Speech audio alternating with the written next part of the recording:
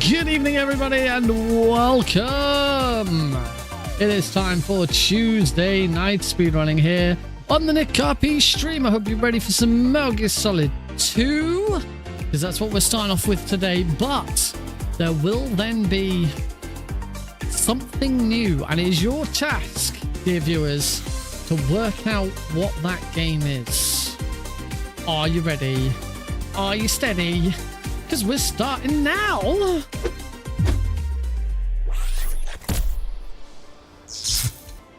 Hey, welcome everybody. Hope you're all well. Welcome to Rorschach, Carrier Owen, Full. Hello everyone. Bonsoir for Carrier Owen. Ça va bien, merci. Et tout.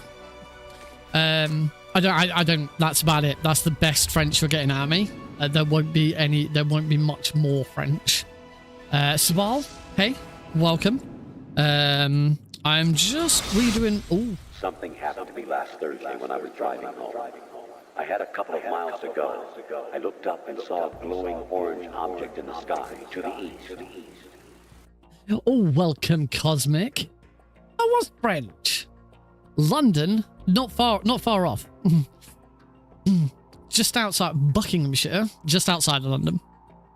Alrighty, so today, as you can see, we are already set up and prepared for a very wide Metal Gear Solid 3.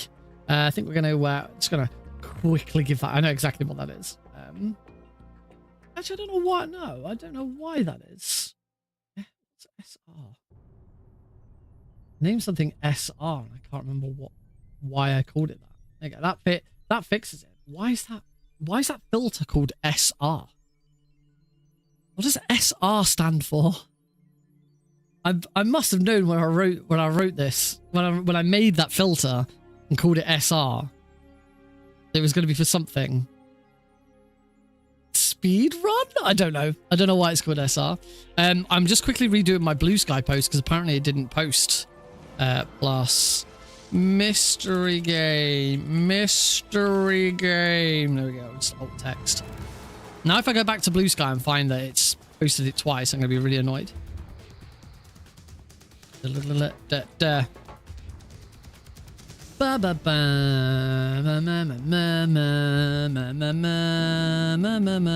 seem to have posted at all. It's gonna get like posted twice, like in an hour or something. Seems like Blue Sky might be having some problems this evening. Alrighty, Metal Gear indeed. If you're watching the vertical stream, all you can hear is Metal Gear Solid 2 in the background at the moment. You can't actually see anything. But it's alright. We'll be moving over shortly. In the meantime, enjoy one of the best theme tunes in all of gaming history. This is without a doubt one of my favorite video game themes. It's so good. It might be the best part of Metal Gear Solid 2. And Metal Gear Solid 2 is really good. That's not me trying to slag off Metal Gear Solid 2 and say, oh, the only good thing about it is the music. It's just the music is absolute banging, particularly this track. As Bait. Maybe it's better than As Bait. I don't think it is better than As Bait. As Bait. So, couple of things for tonight's stream. Numero uno. That was definitely not French. I don't even know what language that was. First of all, I am continuing practice for the Metal Gear Solid Master Collection Pentalogy Speedrun, which I will be performing at a date that I'm going to reveal tonight. Not going to reveal it yet. Maybe we'll reveal it after the first run. But I will be revealing the date that I'm going to do all 5 games in the Metal Gear Solid Master Collection back to back. So Metal Gear 2, Metal Gear Solid 2, Metal Gear Solid 3. All 5 games back to back. I have a date. I may have talked about this date before, but I have a date. It is confirmed. It will be done on that date. We'll talk about that more later. Second note for tonight. You may have seen from me reposting it and commenting over on Blue Sky. Andy Lippy, who is a prominent streamer, works a lot with StreamerBot and OBS, does a lot of tutorials and stuff, has made this really cool extension for StreamerBot. It's amazing. Working with the run.gg, which if you've not heard the run.gg works with live split and allows you to not only automatically upload your live split times to the run.gg, but it also shows them live. If you go to the run.gg and go to my page, Nick RP Green, you will see my live split open. You will see my stream because it grabs your Twitch stream because you log into it with Twitch. But it's linked to my live split and you'll be able to see my live split in real time. It's really cool. But using the run.gg and using their API, Andy Lippy has been able to create this this cool extension for StreamerBot, which taps into the run.gg and can therefore create events based on green splits, gold splits, red splits, starting your run, resetting your run. There's loads of different ones. It's still a little sketchy. There's finishing run doesn't seem to work at the moment. I commented, I sent him some feedback saying that there was a bunch that weren't working, which he fixed. And then I went and checked it again, and finish run is still the only one that doesn't seem to work. It's the one that I really want to work, because what I'm trying to do is, it not only does it trigger on those events, but it also grabs a bunch of variables. And in StreamerBot, you can do logic statements. So for finishing a run, I'm hoping I can do a logic statement that says that if finish run triggers, check to see if the run time is quicker than my previous personal best, and if so, let's play some sort of PB celebration because it's a PB. Stuff like that. But there are a couple that are implemented. I'm not going to say which ones are implemented. You'll have to wait and see. But there are a couple that are implemented already, and hopefully I'll get this PB one done when I get the chance. But it's you know how StreamerBot works. There's so much stuff you can do with it. So we can affect lighting. We can affect. We can have things pop up on OBS. We can play music. We can play sounds. We can send messages in chat. There's StreamerBot in action right now, thanks to Heidi giving us an Eli bounce. 308. For those who haven't seen Eli bounce before, that is a Twitch channel point reward. Of course, it can do Twitch channel point rewards. Obviously, there is no YouTube equivalent. If I ever got bigger on YouTube and I started getting a lot more YouTube viewers, I would look to do some sort of YouTube reward system as well that can use the same things. But at the moment, it's just YouTube for me isn't big enough to warrant putting all of that work in to build that. But if it's something you're interested in, then give me a shout. I'm not saying go and watch on Twitch, because we shouldn't say that. But so I'm not going to say it. So yes, there's really cool stuff over the weekend. I think it was over the weekend. I don't think I had this set up for last stream. You may know I've got new lights. Did I have new lights on Thursday? I can't remember when I put my new lights up. You may see that there's a little trail of pink lights there. You can't see all of the lights very well in this shot. If I swap the camera view, certainly on the main stream, you can see that I've now got more lighting up around my boxes here. Those lights are, I'm looking at them on camera now, those lights are completely controllable by, they're RGB lights, and those are completely controllable. I've not been able to control my floodlight before because it's just a bog standard. It uses an infrared remote. It's not like a smart light. All I can do is switch it on and off because I have it plugged into a smart power plug. But the lights that you see around the boxes, those are fully RGB addressable. And I now have them plugged into the stream, so they will do stuff with the stream. The problem is their TP link. I tried desperately to try and find some sort of TP link. Oh, that's a very good question. There we go. The last person to go over 9,000 was that person. I couldn't see it because it's small on my screen. Maybe I should get it to post a message in chat as well to say who went over 9,000. Where was I? Yes, I tried so hard to find something that could control TP lights from a PC, and in the end, I could only find one solution. I regret it. I hate to have to say it, but I am back on Lumia's stream. I am only using Lumia Stream for lighting though. So for those who don't, before I got into StreamerBot, all of my StreamBot stuff was handled by Lumia Stream. All of my overlays were Lumia Stream. All of my chat bots and all of that was controlled by Lumia Stream.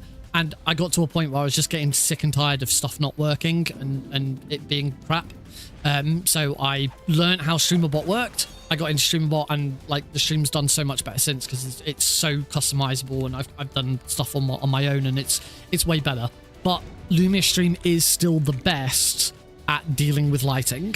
So Lumia Stream is now running again. I say it's only running for lighting. I'm using one overlay. Did you say nerd? Not nerd, node. That is pretty nerdy. But that you just saw there, couldn't have done that in Lumia Stream. Can only really do that in StreamerBot. But yes, with that I can now control the lights. As I say, I'm using one overlay for it. Because you can create virtual lights in the overlays. So like the raid scene now, when the raid scene is flashing on screen, that's an overlay through Lumia because at the same time and in sync. Oh no, a delayed Eli. Will come when he's ready. And that's also going to delay who went over 9,000 as well. Oh, there's Eli. Here he is. I realise on the vertical stream it looks really weird because of the way I've got it set up. And yeah, the over 9,000, that also doesn't really work on the vertical stream. I need to figure out a way of doing alerts on the vertical stream well. I think the only way of doing it is actually set up a separate...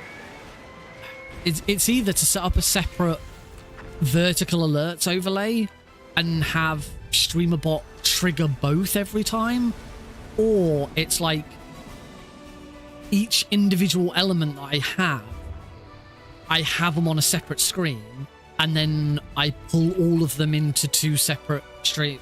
It's going to be complicated. But again, I don't think the vertical stream does enough. It like pulls enough viewers to warrant like all the doing loads of stuff with it at the moment. We'll have to see. Eli is looking extra thick. 311 Eli's at now, which is pretty cool. For those who don't know, the Eli bounce, every time the Eli bounce gets triggered, it goes up in cost by 1 channel point and it increases by 1 pixel in height and width.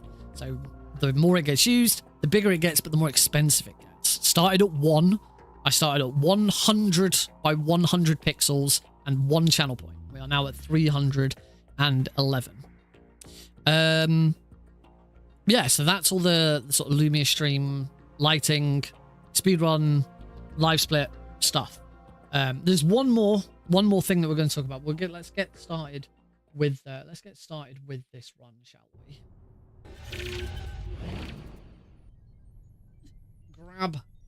Grab my controller off the floor. Hopefully, let's just make sure that yep, my turbo is working as intended.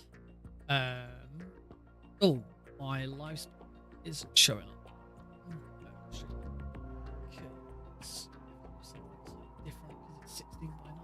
I haven't played a 16:9 game in so long. Ah, there we go. I just have to change the filter on that. There, but it's in a weird spot. I don't know if the filters will do anything. I don't know if the filters will do anything to fix that. I don't want to move it.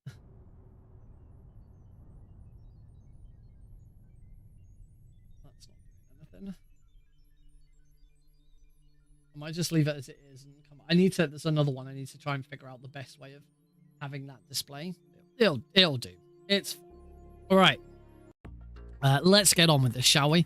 So this is Metal Gear Solid 2 from the Metal Gear Solid Master Collection. I am going to be running all 5 games in the Master Collection back to back on. Tell you later. But I will tell you today. Quick change to previous. Item window group. Own view normal. These all look fine. These should all be fine.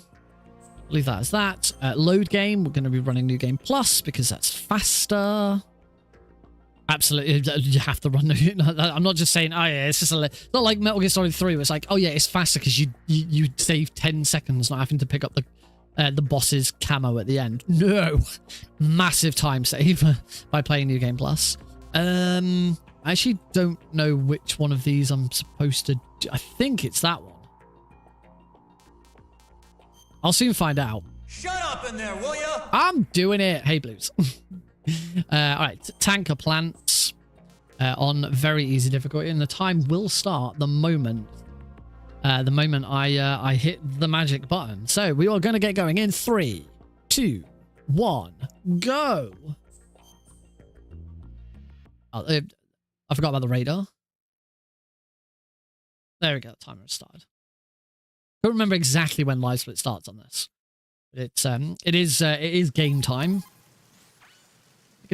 I need to remember, I'm playing MGS2. Hold my controller up so that I can see the lights. All right. Because we're on the Master Collection, we don't get the fancy, we don't get all the fancy AS like overlay that you get with the PC version of of Substance, where you get like the overlay that says, oh yeah, I'm running it, turbo's enabled or turbo's disabled. Hey Lucy, thank you. Yeah, turbo's enabled, turbo's disabled. So I have I use Steam input for mine, and so as part of that Steam input, because I'm using a DualSense, I have Steam input change the color of my controller light, depending on whether I'm I've got turbo enabled or disabled. Right, and up into Olga. Yes, the 2.0 update is now available for, I believe, all versions. All console versions now got it. Although the Switch barely gets any of it doesn't get all of the updates because it's the Switch version. I got a left side Olga, which is bad for me. I can't do the fast version of left side Olga. I mean, I'll give it a go, but nope, failed. Yeah, I know the PS5 and Xbox Series versions got oh, she's a lot faster because this may have screwed up actually. I've never fought her from here before.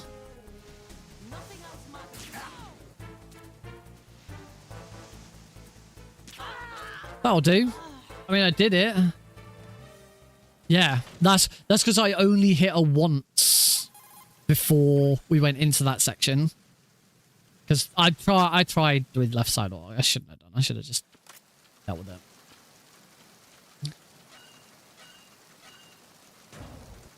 Is that the one where like you can like block it out like in MGS3?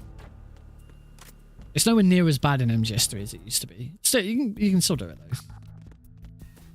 Let's grab some of these nice USP bullets. Oh, didn't get spotted by that camera. That was interesting. Boom. Take that guy out. Boom. Into deck A. Now I get to find out whether or not I picked the right New Game Plus. Did I load the right save? I did load the right save. Oh, remember to. Oh crap! It's the enemy. I need help. There we go. Second time's the charm. The Prozac skip into the engine room. I want the USB. Stand about here. Oh, I actually missed the control unit and luckily shot the floor instead of the Semtex. That would have been really bad. Verrazano Bridge checkpoint passed. All non-essential personnel report to the holds in 10 minutes' time for the scheduled briefing session with the Commandant. You are ordered to continue manning your posts until that time. 1, 2, 3. Oh, I still have...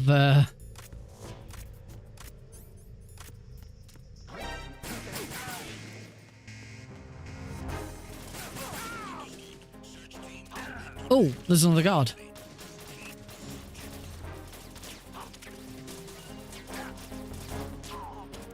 I screwed this up, didn't I? That was awful. That's really bad. I need to make sure I grab some the extra ammo here. That was just terrible because I didn't realize I didn't have the Mark 22 equipped. All right, into guard rush.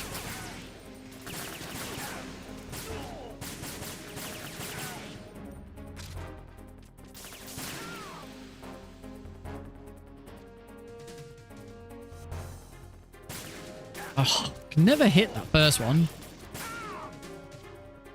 Ugh. Oh, look at that time. Yeah. That's right. I'll lose it all here now. God, it's been a while on it. At the moment, every industrialized nation on the globe knows the specifications for Metal Gear. Worse yet, so do a number of rogue states. Hey, first try. Oh, God. Oh. I got the hard bit. I got the hard bit right. And then completely screwed up everything else. Definitely needed a derust. Oh,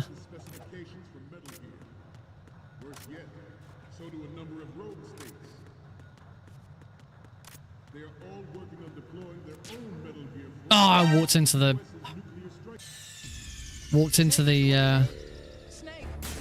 light. Into the projector.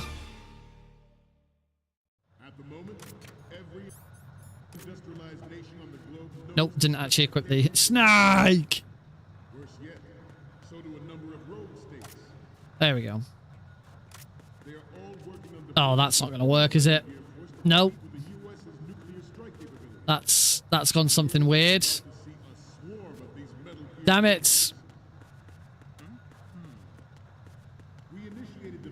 Come on, Snake. Get down. There we go. It's alright. Clearly I need to practice this. This is the one bit of the game I always really need to practice. Snake 3. At the moment, every industrialized nation on the globe knows the specifications for Metal Gear. Worse yet, so do a number of rogue states. They are all working on the That'll do. That was a bit awkward, but I got there. Yay! I'm through. We initiated development of Metal Gear Ray as a countermeasure to these pirated weapons forces. The only thing that can stand up to a Metal Gear is, of course, another Metal Gear. Okay, that's not really how that normally goes, but I'll take it. All right, photo time. So 1, 2. Now, thousands of Metal Gears that exist all over the world are no longer a threat. The blind rush to nuclear proliferation 3, will be contained, 4. and it That should be all of them. Yes, tanker 145 behind. Yeah, I did get lucky on that roll. Not a very good roll. Got all 4 photos in the first try though. We the Marines.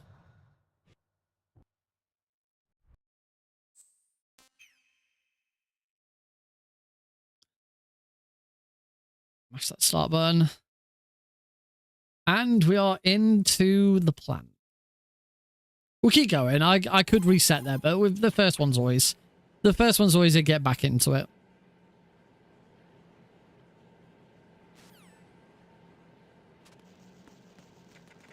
Just gonna run over to this door. Give it a good old crank. Realize that we're not the only people here. We are not the only people. That's not how the song goes, does it?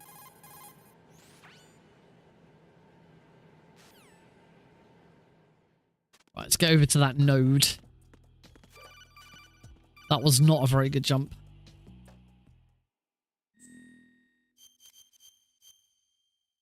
Ticka. Just like that.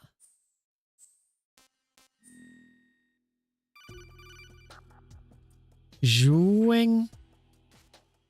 Got to hold select. It was a good year. I don't know why they changed. I'm pretty sure in the original on the PS2 you could put the year, but yeah, ever since like the HD version. In fact, I can't remember if they changed it in Substance. They changed it so that the year you don't actually affect the year. I don't mind people knowing what year I was born. I'm not afraid, you know, or embarrassed. My age is what I am. I'm 35. I was born in 1989. It's a fact of life. Can't change it. Here comes the elevator. In we get. And up we go. I am old.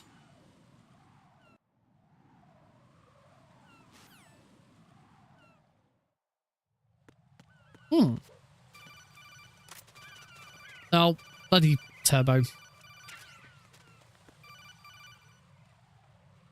Gotta get used to MGS2. MGS2 is the only version of the game where we use turbo like this. MGS 1 and 3, it's just push a button, now push other buttons, turbo. MGS2 is the only one where we toggle turbo on and off. And it still affects me sometimes. So like, yeah. Unfortunately, you can't really do it with the other way. You kind of need it to be a toggle. That Harrier doesn't really work if it's not a toggle. Right, I want to unequip that again. So we want to go into this cutscene without it equipped, I believe. It's easier to handle.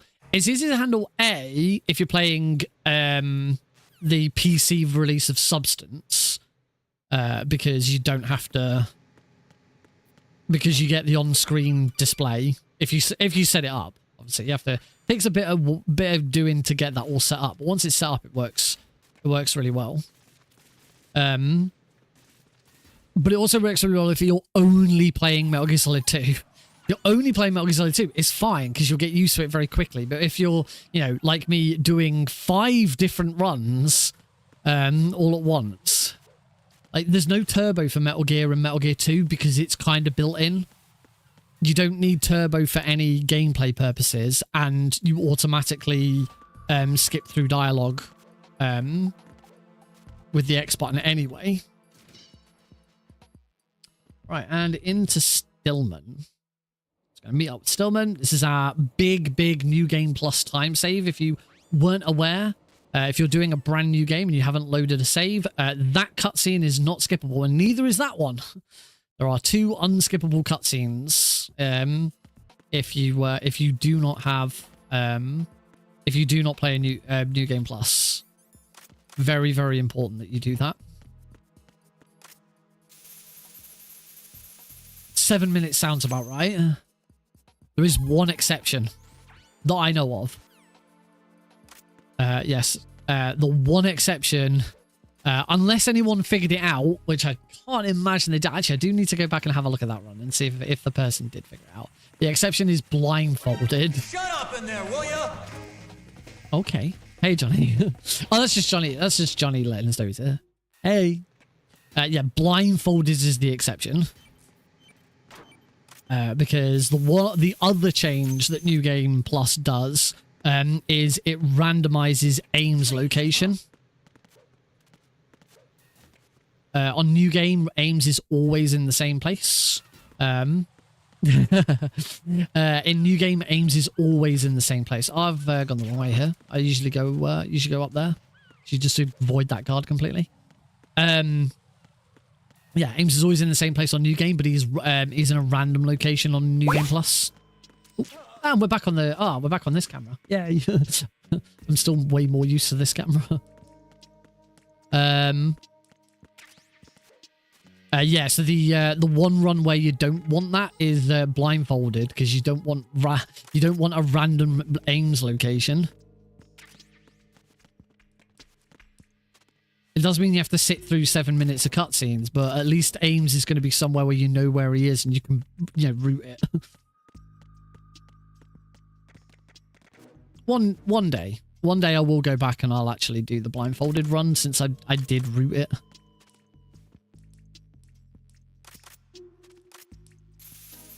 Oh, that was nice. I got the position for that first try. I need to make something on my screen that tells me which camera's active.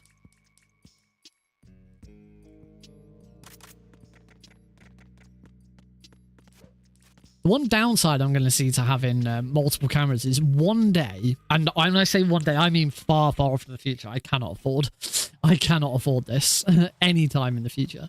I would love an Elgato prompter. If you've not heard of the Elgato prompter, it's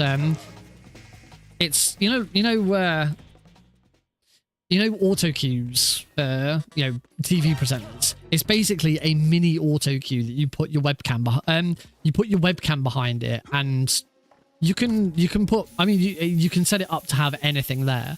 I know most streamers that I'm aware of that use it have their chat set up there.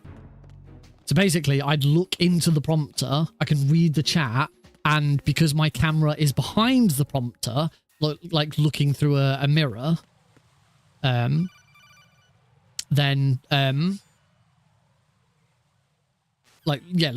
through like one-way glass or something. I can't remember exactly how it works. Then I can read chat whilst looking directly into the camera,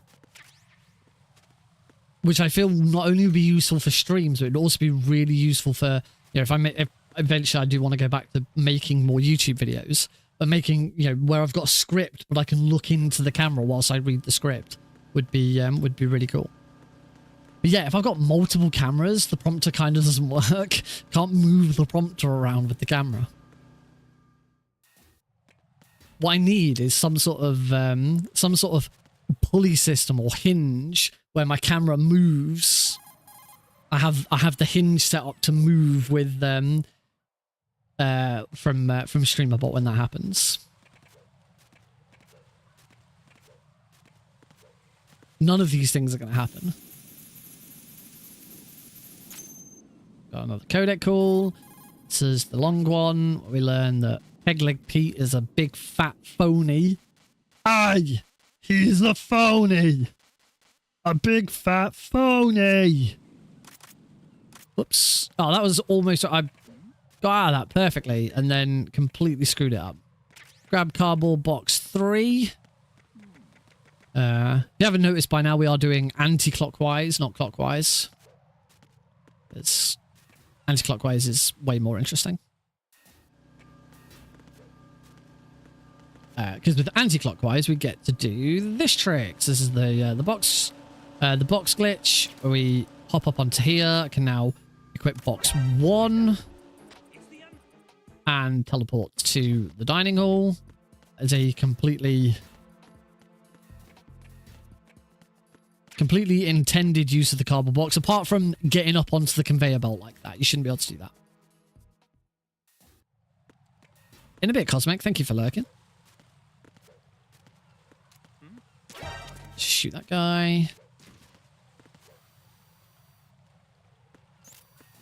Don't care about the camera. You can probably tell we don't care about alerts in VE. Alerts mean nothing. Over here.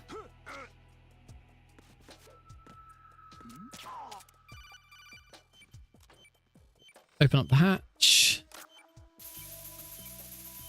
That is the last C4.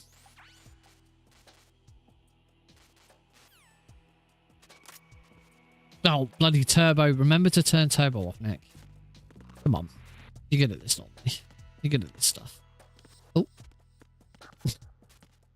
The timing on me saying I'm good at stuff, and then I managed to go up against a wall and crouch.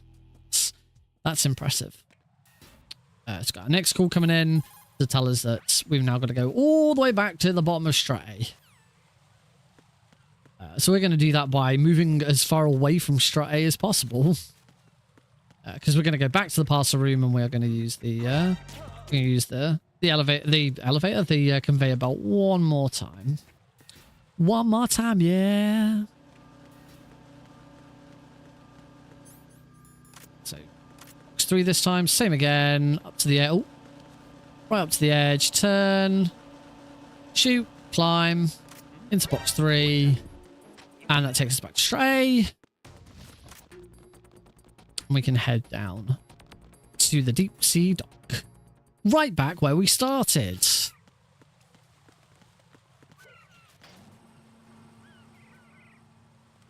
Is there a game in the Metal Gear series where you don't go all the way back to the very start? Yes, Metal Gear 1. You actually don't return to the starting room in Metal Gear 1.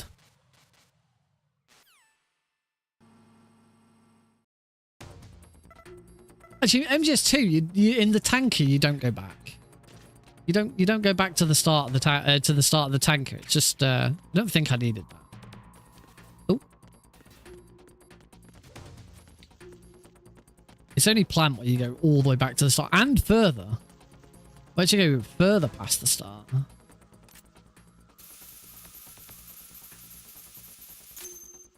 Yeah, I did it standing up.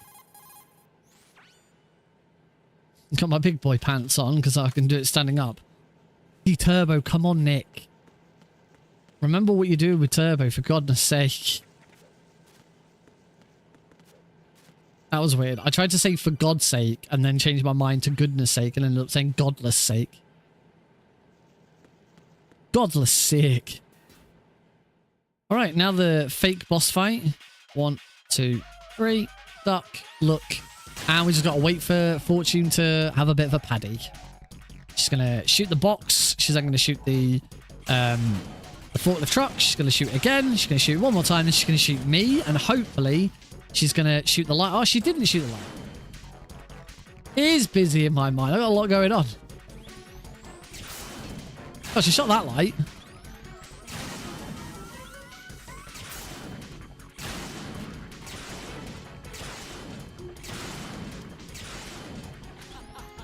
She started laughing. Yeah, this is going to be slow because she didn't shoot the lights. So, whilst we're waiting, I'm going to try to get the thing out that is in my mind that I keep thinking about, rather than saying. So, the final thing for tonight's stream, I've got a notification on Blue Sky. I wonder if that means my Blue Sky post went out and now there's 2 of them. Anyway, that's all I was talking about. The other thing that I want to do tonight is I want to debut my newest speedrun. A speedrun I learned yesterday. I learned it all in one day. It is a game that I've been playing casually for many, many years. So it's not like it's a brand new game for me or something like that. But I did learn the speedrun in a day. I've been practicing it a little bit yesterday. I've practiced it a little bit today, which might give you a bit of a hint as to the kind of game it is. If I'm saying I've practiced it today, I've been in the office today, but I've been able to practice the speedrun today. How might I have done that? Oh, got hit by the chaff grenades. Never mind. That one, we can get hit by that one. That's not going to be a problem. We're now making our way back over to Strut F, where we are going to fight the Fat Man. No, not Gragas, the Fat Man. His name is Fat Man. He is not a fat man. Well, he is a fat man, but that's not why he's called Fat Man. I should have equipped my cardboard box for that.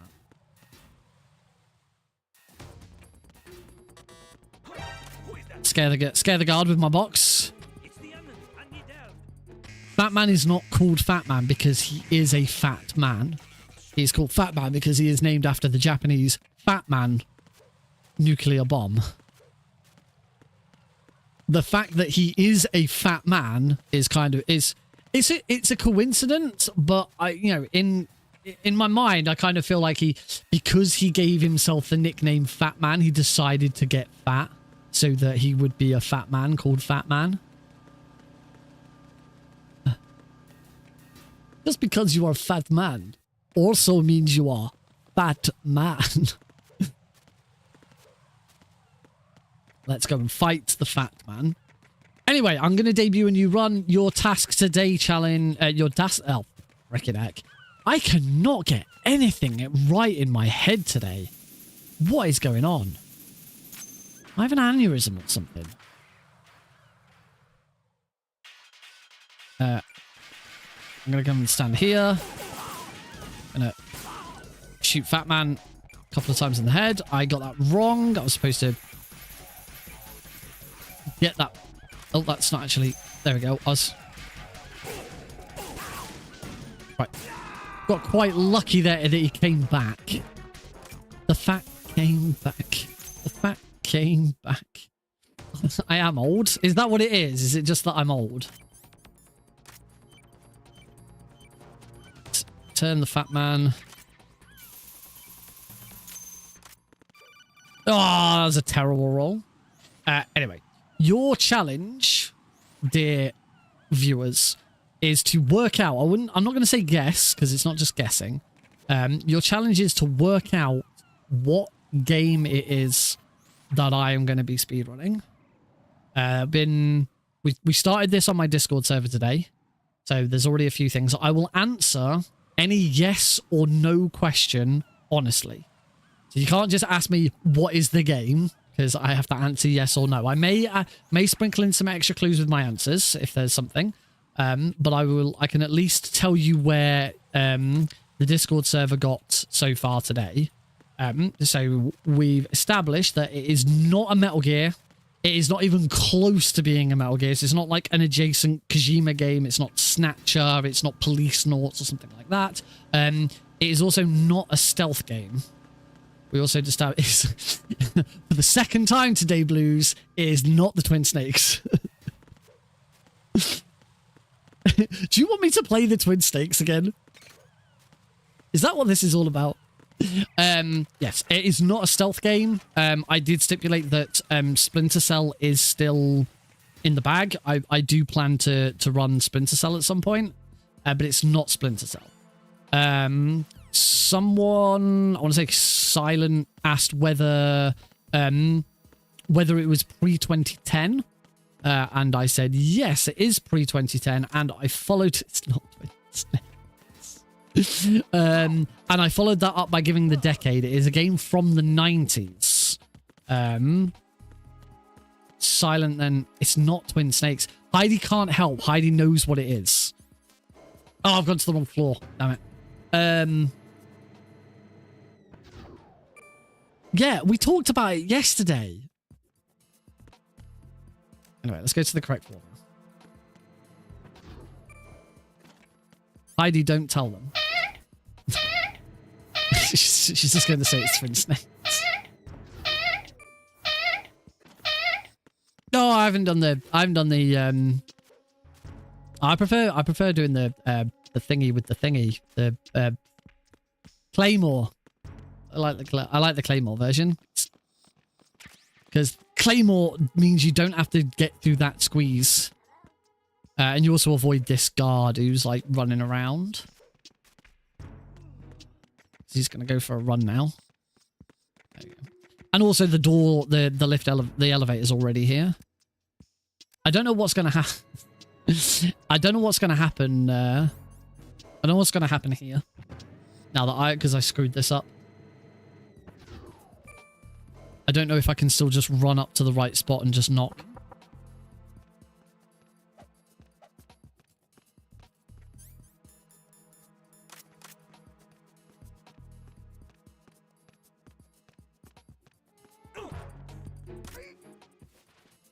Okay, that kind of worked. Wasn't quite what I was going for, but it worked. You are cleared to enter. Welcome to Pizza Planet. Right, now we need to find Ames. So Ames is going to be one of these dudes. That's not Ames, is it? Where is he? Come on out, Ames. There he is. Click the D mic. You're Ames, aren't you? Ames always looks the same. At least we have that. Steve-O! I'm Richard Ames. King! That man is dead!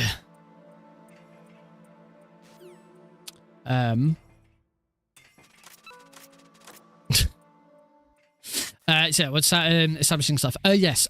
Silent then asked. Thanks, Steve.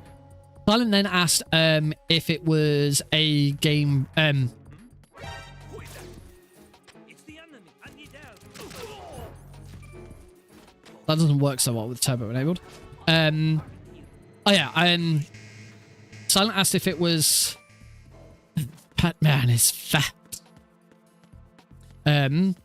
If it was pre-2010, and I said yes, and I said I'll give you another hint. I think it's better. King Barman is fat.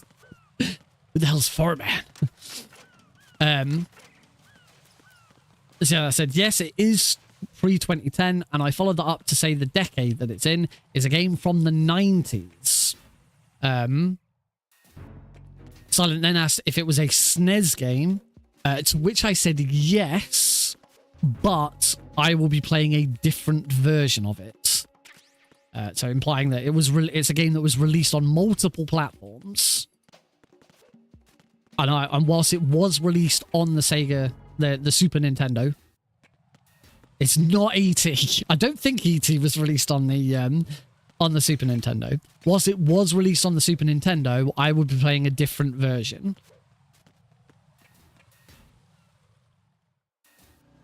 I didn't stipulate which version I will be playing, but to be honest, if it's on the Super Nintendo, that probably narrows it down a little bit. You could probably work out a few different consoles that were around at the same time based on that. So yeah, give me your say I will answer any yes or no questions honestly. I may give additional hints or clarify some answers if I feel like they need clarifying. But yeah, work it out, folks. Is not Nintendo exclusive.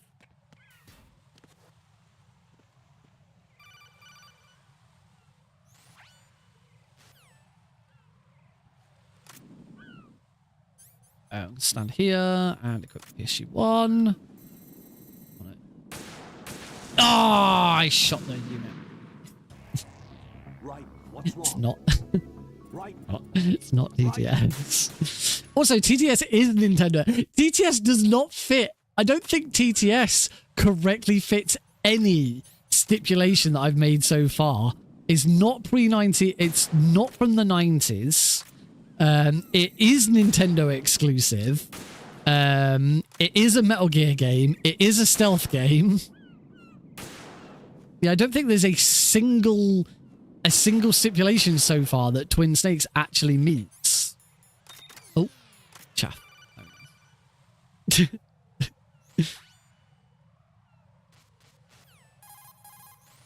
All right, Harrier time. I'm going to concentrate on this fight.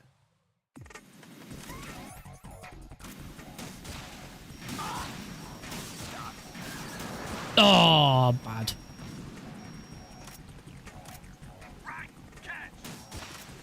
I think that hits. No, it didn't.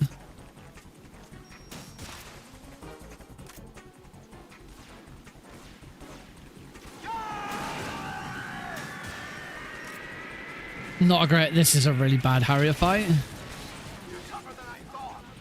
This is awful. Really bad. I'll let you go out in style. Oh. Oh. Oh, that didn't even hit. What do you mean you'll take care of it? I'm dealing with it. There we go. That was god awful. If I bop someone on their head with it, will it leave a print? Yes. I think. Ah, saved boss. Ah.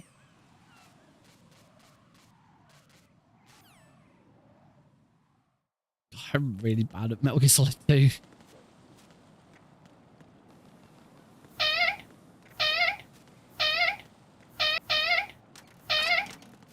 I never got the timing for that down. I really should watch a video to work out what the timing for that actually is.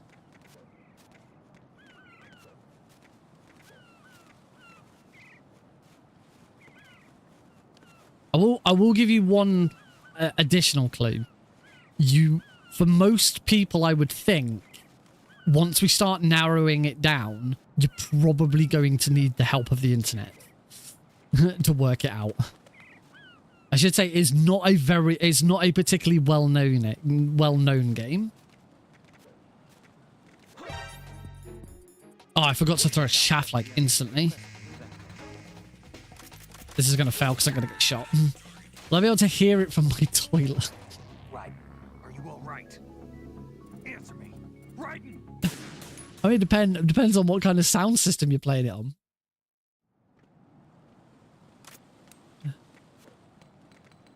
I can hear it. I can hear it from my toilet, but there's a specific reason. Jesus Christ, Blues. I've just heard hide for me about that toilet. that toilet get clue. Just heard hide in the corner of my ear. Go, what? She'll figure it out eventually. Let's throw another chaff grenade. Blammo. And roll. Roll. Roll. Roll. Roll. Oh, I need to do the new trick. Can I still remember how to do it? We will not change the plan because of your There we go. feelings. Oh, and then I immediately screwed it up because I pushed X. If Blue says TTS again, will the game beat up all copies of TTS? I don't think it could beat up. I'm just gonna say yes. I'm gonna go with yes for that one. Oh, I got that new skip wrong. That Master Collection exclusive skip. God, this game needs some work, doesn't it? It was always the weaker. So this is always the one game that I really struggle with if I've not played it for ages. There's a reason why there are Metal Gear runners who like only run this. Because that exists. There are, if you certainly sort of the old guard, as you might call them.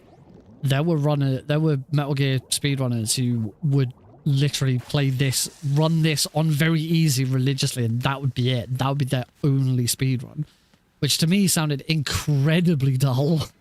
But each to their own.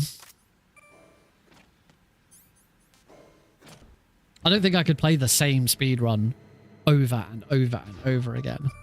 We've managed to avoid drowning. And we have once. We have for the easy bit. We haven't for the difficult bit yet.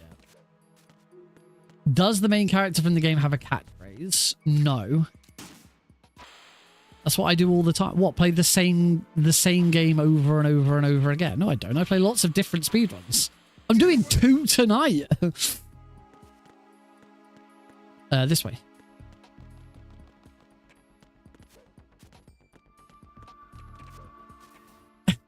Again, I'll raise you the fact I've already said that the other game tonight is not Metal Gear. I run up Metal. Klonoa. Oh, the speedruns have I done? Spyro Enter the Dragonfly? Castle of Illusion. Wacky Races starring Dastardly Muttley. Choo Choo Charles. It's definitely more. I've definitely denied it. I have no idea, Brucey. My guess, 99% of people, I would imagine the answer is no. But I could be wrong.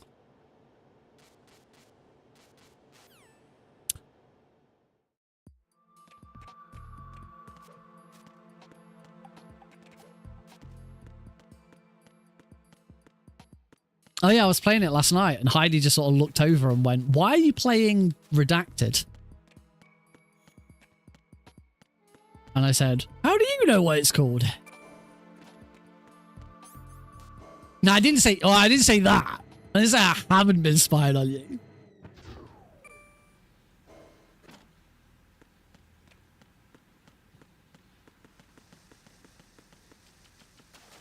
Did you say nerd? Not nerd. Node. Yeah, Heidi's a nerd. Heidi's a nerd.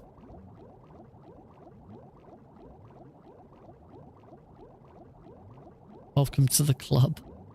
Heidi's been a nerd for years. I didn't need me to become a nerd.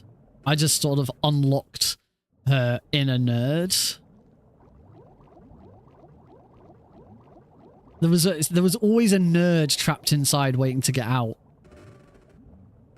I helped that nerd blossom into something beautiful.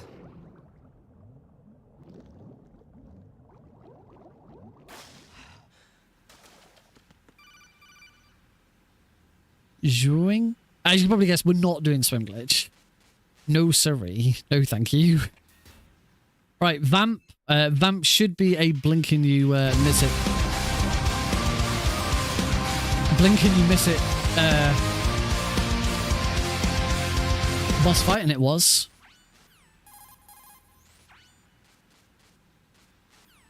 Oh god damn it. I bet I haven't got the wrong GG set up for these splits.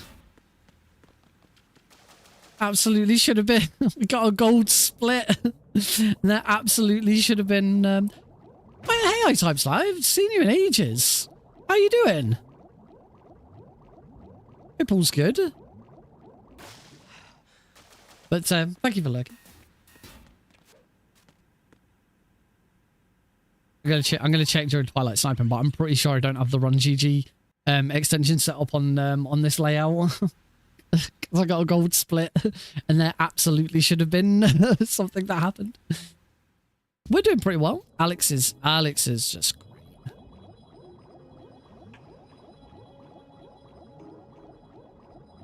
His favorite word is daddy. Or oh dear, if it depends on the day. Sometimes it's daddy, sometimes it's oh dear. It's like oh dear, oh dear, oh dear, oh dear. Now, we got a report from his nursery today, and they mentioned the fact that he keeps saying oh dear. They didn't mention that he says daddy, which I was a bit disappointed by. But yeah, they say he just babbles all the time, or he just says oh dear, oh dear, oh dear. He's so close to walking. He's so close. I love him. My little champ.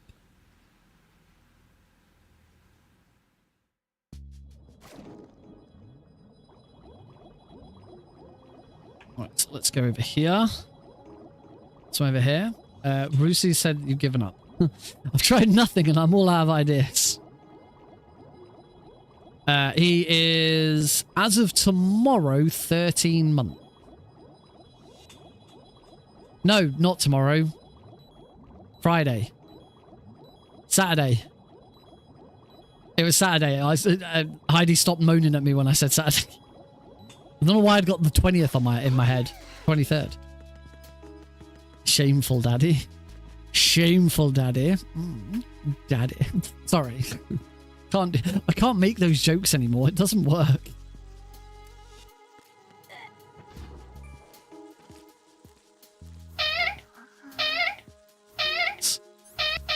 Up we go. Punish me, shameful daddy. As I said, I'm kind of hoping it will be soon. You know, he can hold himself up. He pulls himself up on the side, and we've started trying to encourage him to like walk between us whilst we sort of hold on to him. Oh, that was close. But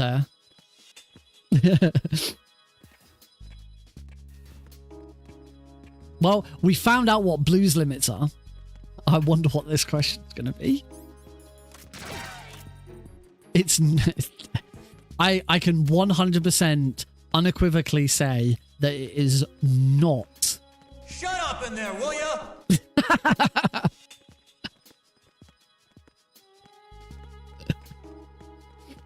Okay, that was weird. Oh, I'm worried. The thing that I'm kind of worried about is that because he's at nursery like 5 times a day, 5 days a week. Oh my god, my head is just like all over the place tonight. I'm like brain farts every second. I am kind of worried that some of these things are going to happen and we're not going to be there. But the kind of the risk we have to take because we both need to work so that we can live.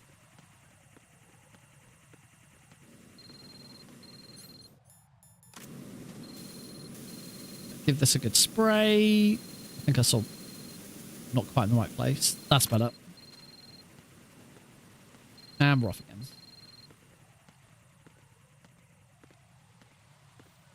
Yes. We need to work so we can afford his nursery. So that we can work. Horrible cycle. Oh yeah. Oh, we get quite regular updates on what he's doing.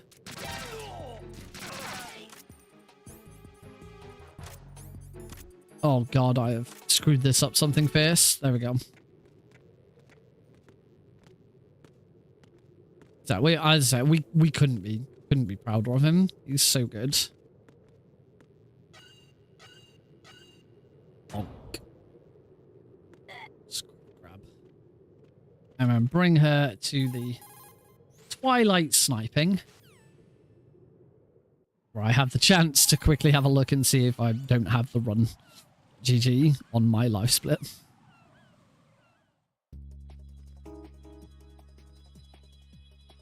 And we get to chill out to some of the nicest tunes in the game.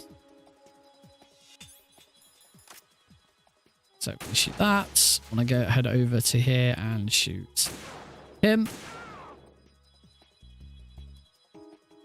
Shoot that one. Don't look at Emma. We don't look at Emma.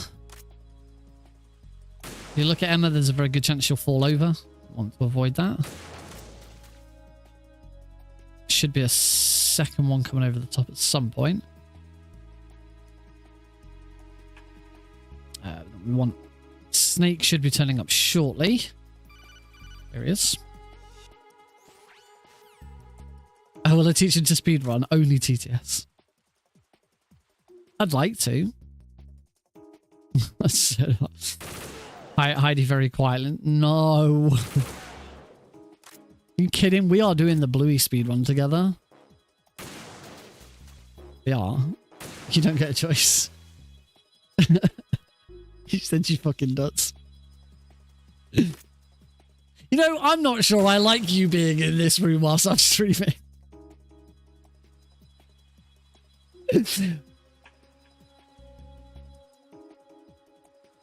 Heidi's playing League of Legends. Is it cool to hate on League of Legends at the moment or not? I don't know. I'm playing League of Legends. I have given up on the current set of TFT though. I'm done with the game. It's driven me nuts. I've just realized I can't check live split because it'll pause the game.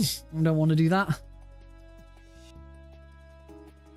Or do we? Is it worth just doing it now? Just to quickly check. Which was a setting so that it didn't pause if you unfocus the game. Sadly, that is not a thing. Not in this version, anyway. How do you hate LOL? It's a video game. I love League of Legends. Admittedly, I haven't played Summoner's Rift in years. I exclusively play TFT and ARAM. I'm not a big fan of playing Summoner's Rift on my own. Like, when I had a group of friends that I played with, I was, you know, constantly playing Summoner's Rift. I used to get bored of the amount of ARAM they played, but now I, like, only play ARAM. Oh, it's one that I always mean to go back to, but I just know that I'll be nowhere near as good as I used to be.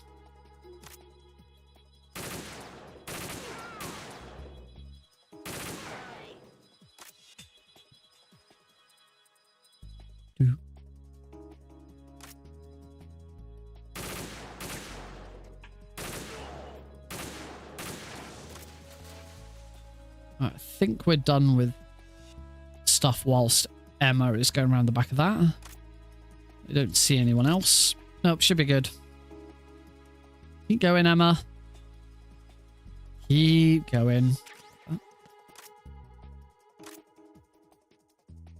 Subjects of League of Legends, though, have been loving Arcane. Season 2 has been fantastic. I'm up to date. I've watched Act 1, I've watched Act 2. I won't spoil it in case anyone here is planning to watch it and hasn't watched it yet. Highly recommend it. I'm not sure whether I prefer it to Season 1 yet. I'm loving it, but I find it's a little all over the place. Compared to Season 1 seemed a lot more defined.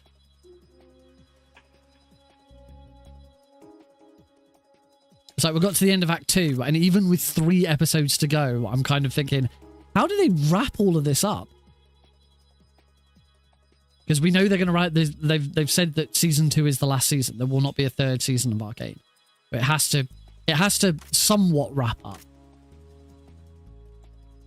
I think perhaps they could maybe leave some stuff open for spin-off stories. Somehow, even though they've said Arcane Season 2 is the last season, I hope that doesn't mean that the production the company they work with, I can't remember the name of the company. But I hope that doesn't mean that they're done with League of Legends. I'd love to see more stories in the same universe and the same style. I keep saying, every time I talk about it, I always say, I want a series about Jin in the same style. This would be amazing. Because then you get to hear Raiden. More Raiden. For those who don't know, Jin in League of Legends is voiced by Quentin Flynn, who voices Raiden. Can't recall, but it is French. I would agree with that statement. Hi, Vamp.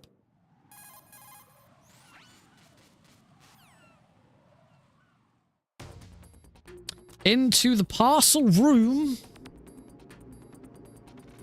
Bum, bum, bum. Zwing. Right, we've got to move. Emma is losing blood quickly. She's dying. We need to get there before she dies. So we're going to run up here. We're going to do a roll here to quickly equip my AK-74U. I'm going to run up here and blammo. Shoot that. Run over here. Do a roll. Do another roll. Shoot that one. Another roll. Fortiche production. Oh, the big test. Oh, look at that super smooth frame rate. Beautiful. When I was running it, last time I was really looking at MGS2 extensively, was when I had the old Shadows filter, which absolutely tanked the GPU. And I get to there with the bugs and the GPU would just completely screw out. Oh, I can alt-tab out here. Let's check stuff. You know this fellow? Oh, my Blue Sky post never actually went live in the end. Oh no, it did. It just went live twice. Delete one of them. High concentration of cerebral implants. Have they altered your memory too? Run.gg.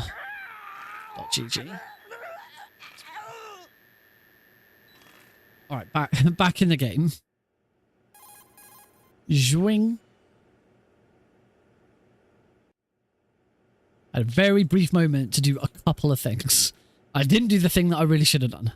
Olga, you can't keep this up. They're bound to find you. Listen. I'll free you in a little while. Brace yourself.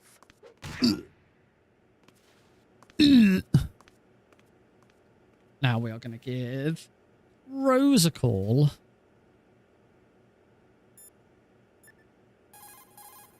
Zwing. So calling Rose here triggers the next part of the game. Good grief, he's naked! Raiden, cover yourself. Naughty man. into the jejunum. Jejunum. Roll there. Now, am I gonna attempt the roll? That was a good, I think that was a good codec answer.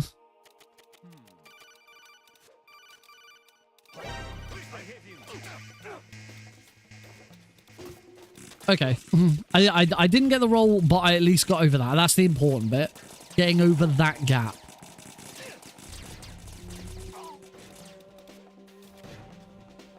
And we're in. Yeah, gold split.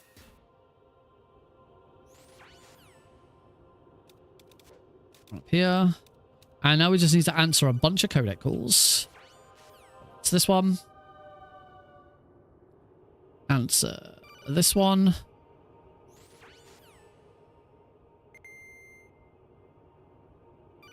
It's this one. Answer one more kernel one. And now immediately hold, select, and answer the rose one. Jack. I'm pregnant, Jack. Your baby.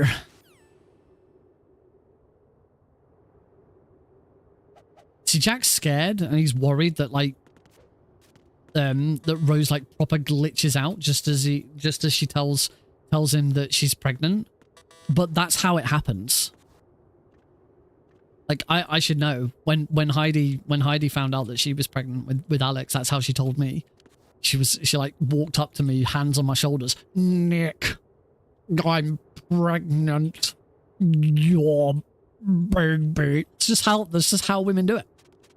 It's the like, I don't know what it is, hormones? Who knows?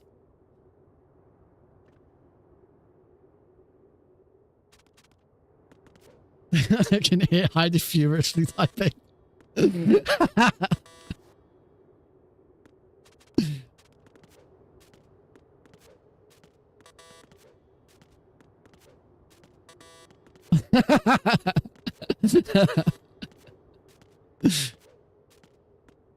Oh crap. I PPK'd instead of swinging the blade, so the timer hasn't started. Welcome back, Cosmic. I done screwed up on multiple fronts. 4 minutes behind. No, I was just saying, you know how Rose at the end of that the codec call when you're naked and she's like, Jack, I'm pregnant. You're baby. I was just saying that's how all women tell men that they're pregnant. Heidi refutes this. She seems to think that she told me in a different way.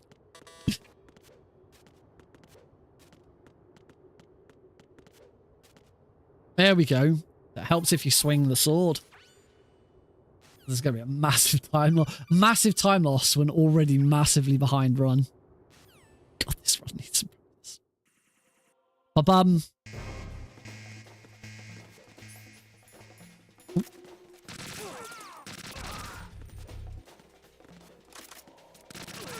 Shoot some guards. Guards. Shoot that guard. Shoot that guard. Okay, don't need to swap to the... I don't know what it is. I was always told that it's much easier to do the Prozac skip there if you swap to the SOCOM, but I never need to.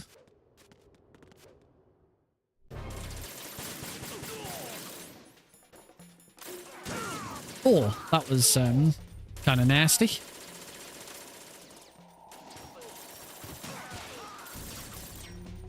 Don't think I'm in a very good spot here. No, I'm not in a very good spot here. Further back.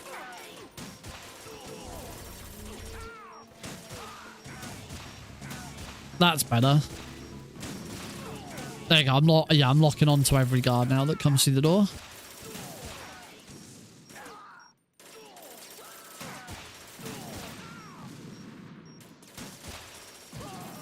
Whoa! Deal with them, Snake. Deal with the ones that I miss.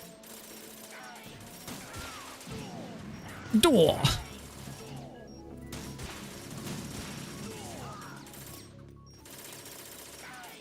We're done, aren't we?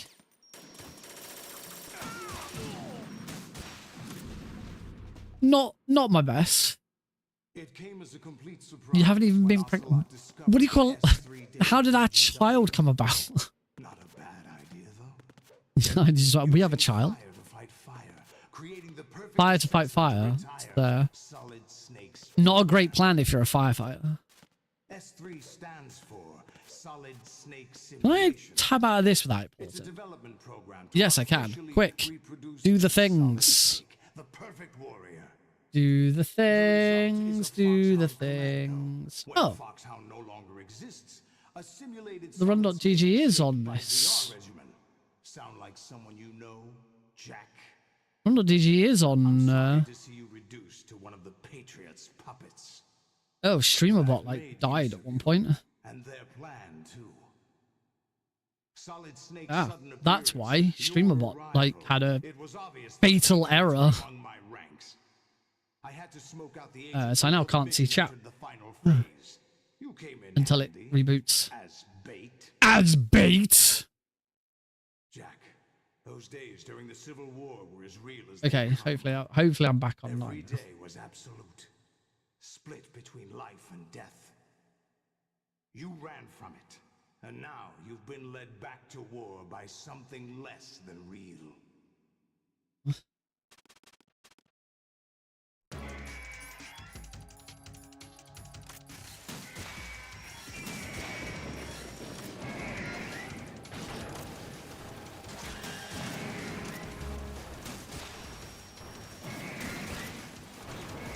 Not a great Ray. Are you awake yet, Jack? It didn't. I'm really sorry. As I say, StreamerBot just decided to die at that exact I moment. underestimated you. Just trying to get everything back to what it should be. I'll squeeze the answers out of you instead, my son. Oh shit! Jack does actually die here if you don't.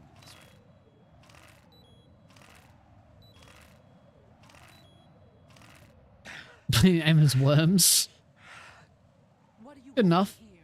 You know he doesn't know anything. It's not him I want the answers from. We are going to watch a cutscene for a moment whilst I fix everything. What do you mean? That's not your business. Right. Hopefully we're good again now.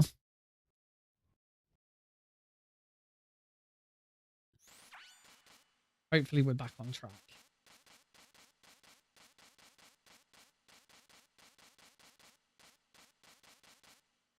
We'll find out in a bit. Well, don't worry, we're not going to watch the credits. We're not going to sit through the credits for this awful, awful run. Not worth it. A few more of these cutscene credits. So much dialogue. Yes, lots and lots of dialogue. Hey, Rorschach.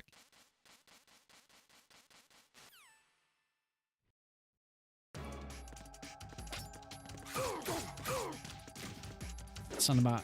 Yeah, that's probably about right. Nope, that was not far enough away.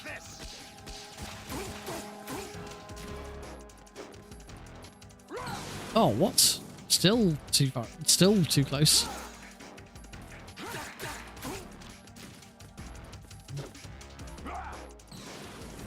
This one a bit skew with. Jack, this is where it gets interesting. Ah!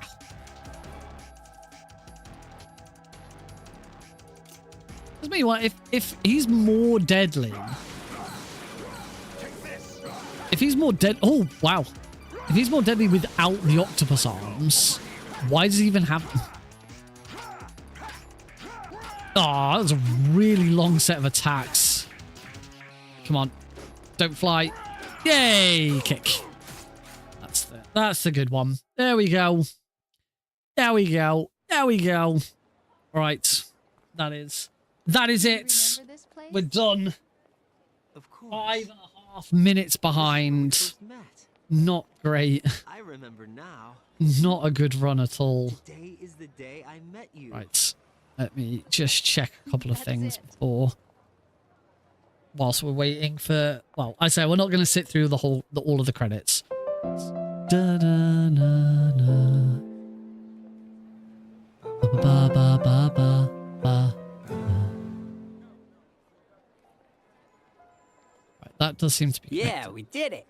I think I found something. It's not time for TTS. We haven't really gotten very close to determining what game it is I'm running.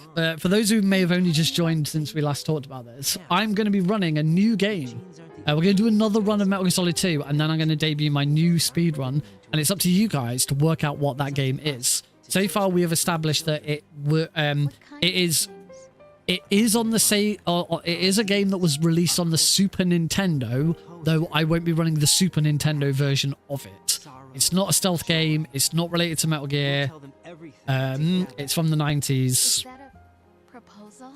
And it's not Twin Snakes. Right. Well, as I say, we're not gonna watch through the credits. We did get one or two gold splits. I think we got 2 gold splits. So let's reset. Reset! Yeah, it works now. that was one of the ones that I set up for a live split. We get a nice reset every time I reset. We are going to take a break though, because I could do with a pee. So yeah, if you also need a pee, now is the best time.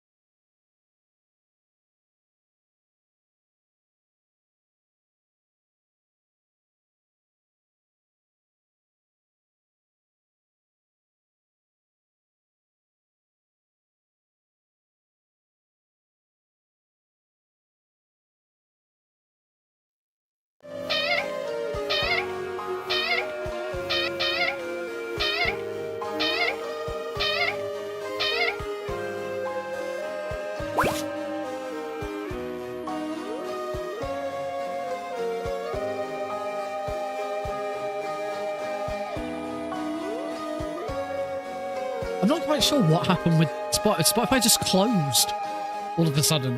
That's really weird.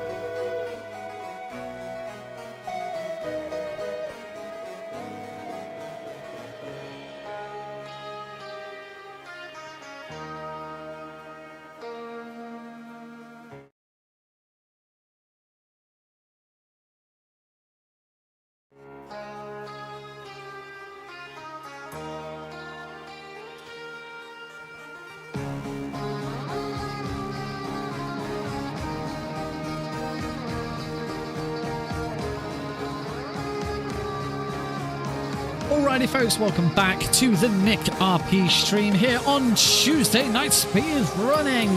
Let's get on with run number 2 of Metal Gear Solid 2 before we move on to our mystery game, which chat, you guys are no closer to figuring out what this game is. Like where's your inquisitiveness? It's not the Twin Snakes! It's never gonna be the Twin Snakes. Is it a mech?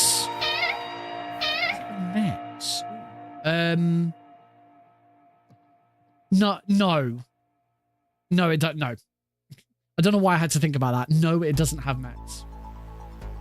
Anyway, let's boogie.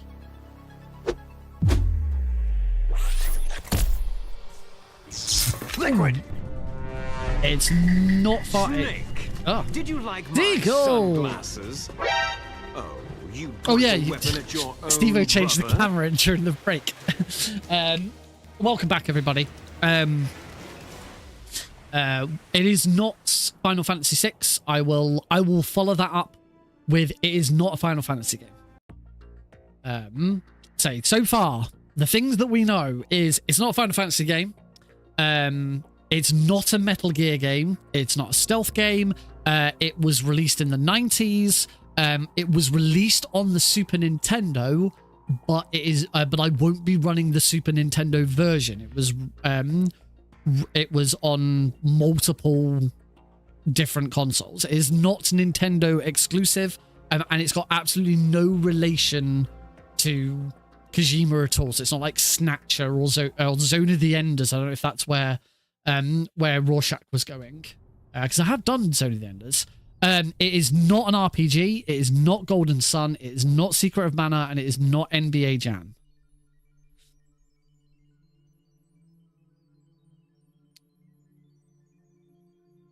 Oh, and it doesn't have mechs in it. We also know that. This is good. Gathering information. It is not Yoshi's Island. As I said before, it was released on the SNES, but it was also released on other consoles. And it is not Nintendo exclusive. It's not Metal Warriors. It's not RPG. So yeah, it can't be Yoshi's Island. Yu-Gi-Oh! Yu-Gi-Oh! TTS, which... Troubadour... No, it's not Yu-Gi-Oh! It's not Harvest Moon. Oh, the other hint I did get is that once you guys have narrowed it down, like... platform, genre, year, those kind of things, you probably will need the internet to help you out, because it's not a very well-known game. It's not like, it's not a Mario or a Sonic or something. It's a little obscure, but to be honest, because I've not really talked to many people about it, I actually don't know how much it exists in the zeitgeist. It's not the Yu-Gi-Oh! Twin Snake deck. Is that just a deck full of different snake monsters? And, of course, the tactical espionage agent? Is it tactical espionage agent? Is that the Solid Snake Yu-Gi-Oh! Card? Because there is a Solid Snake Yu-Gi-Oh! Card, if you didn't know. I think it's called tactical espionage. Twin Snake is a Yu-Gi-Oh! monster. There's a Yu-Gi-Oh! monster called Twin Snake? I'm sure I would have. Surely I would have known this. Yu-Gi-Oh! Twin snakes.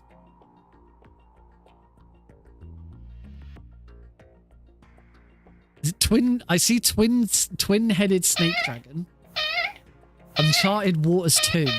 I've never even heard. I don't even know what that is. I've never heard of whatever that game was. When I put in Yu-Gi-Oh! Twin Snakes, I just get loads of Yu-Gi-Oh! And Twin Snakes crossover stuff.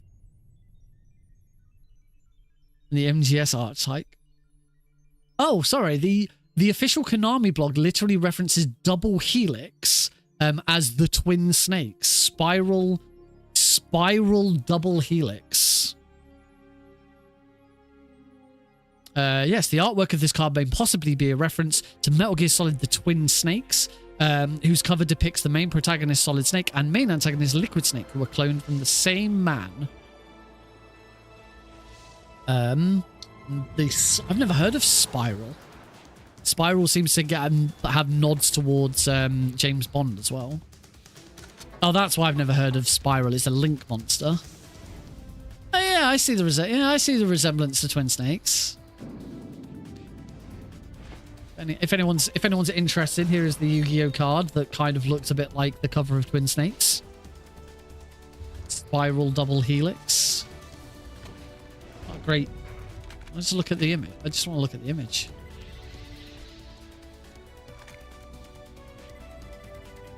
Because apparently in the blog, in a blog post, Konami literally referenced it as the Twin Snakes.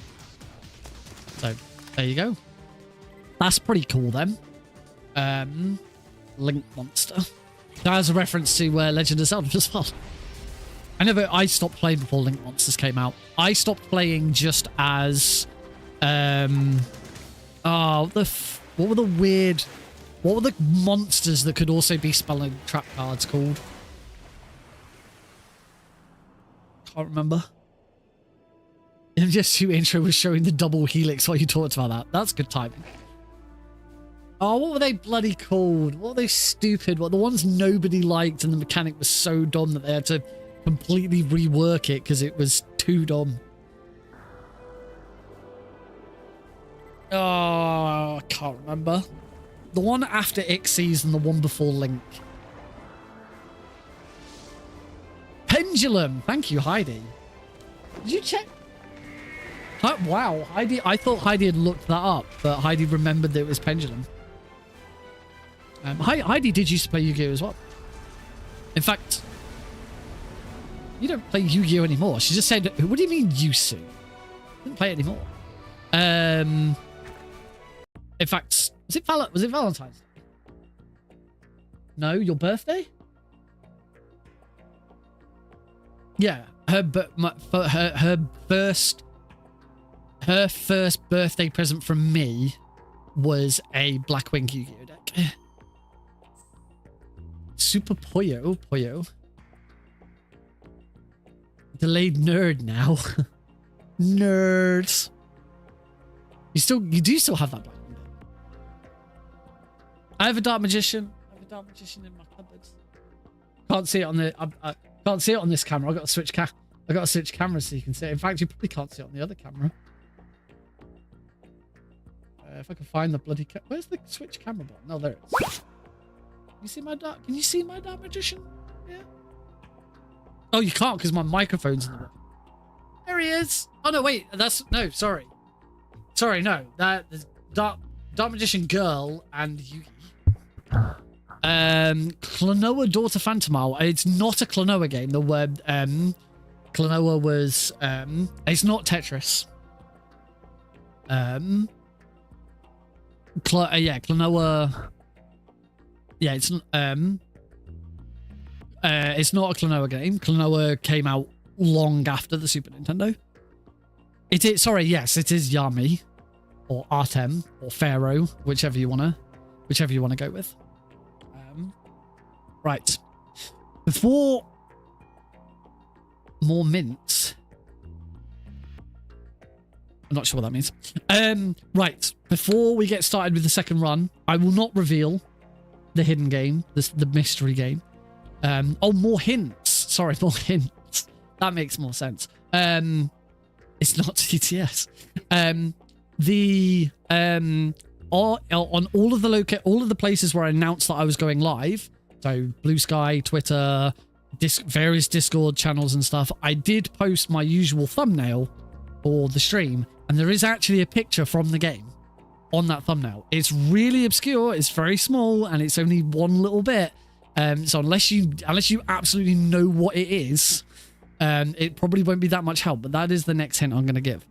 So there is a tiny little bit of information there. Oh, hey, like, look how chunky he's gotten. He's so big. There he goes. So yeah, that's your next bit. But can I give you another here? I'll give you, okay, since we got as far as saying that it was on the SNES, but I'm not running the SNES version, I am running the Sega Mega Drive / Genesis version. It was also released for, I think it was released for MS-DOS first.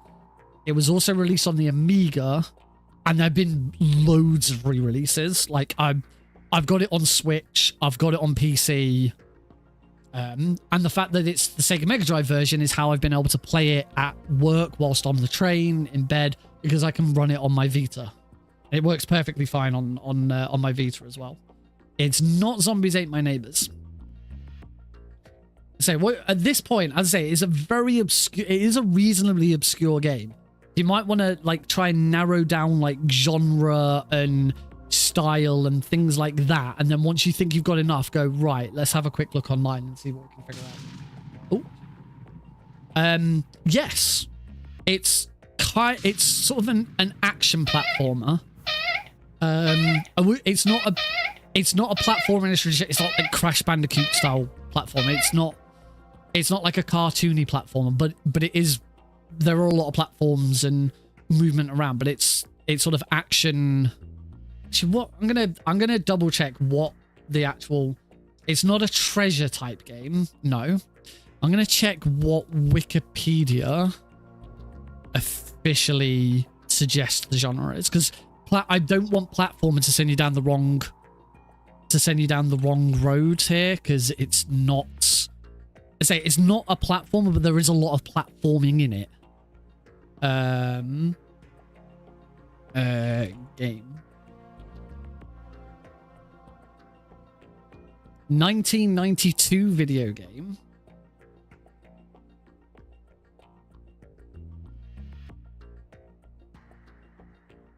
Cinematic platformer is its official genre.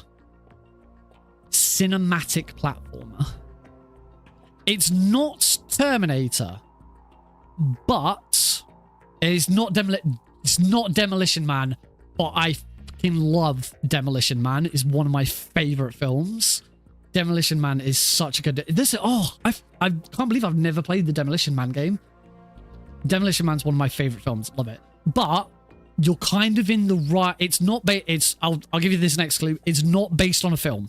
It's not based on a film. It's not based on a TV series. There wasn't a TV series or film that came out of it. But I will say you're kind of in the... You've gone for sort of futuristic science fiction. It is that kind of genre. So it's not Prince of Persia, because that is in the complete opposite direction.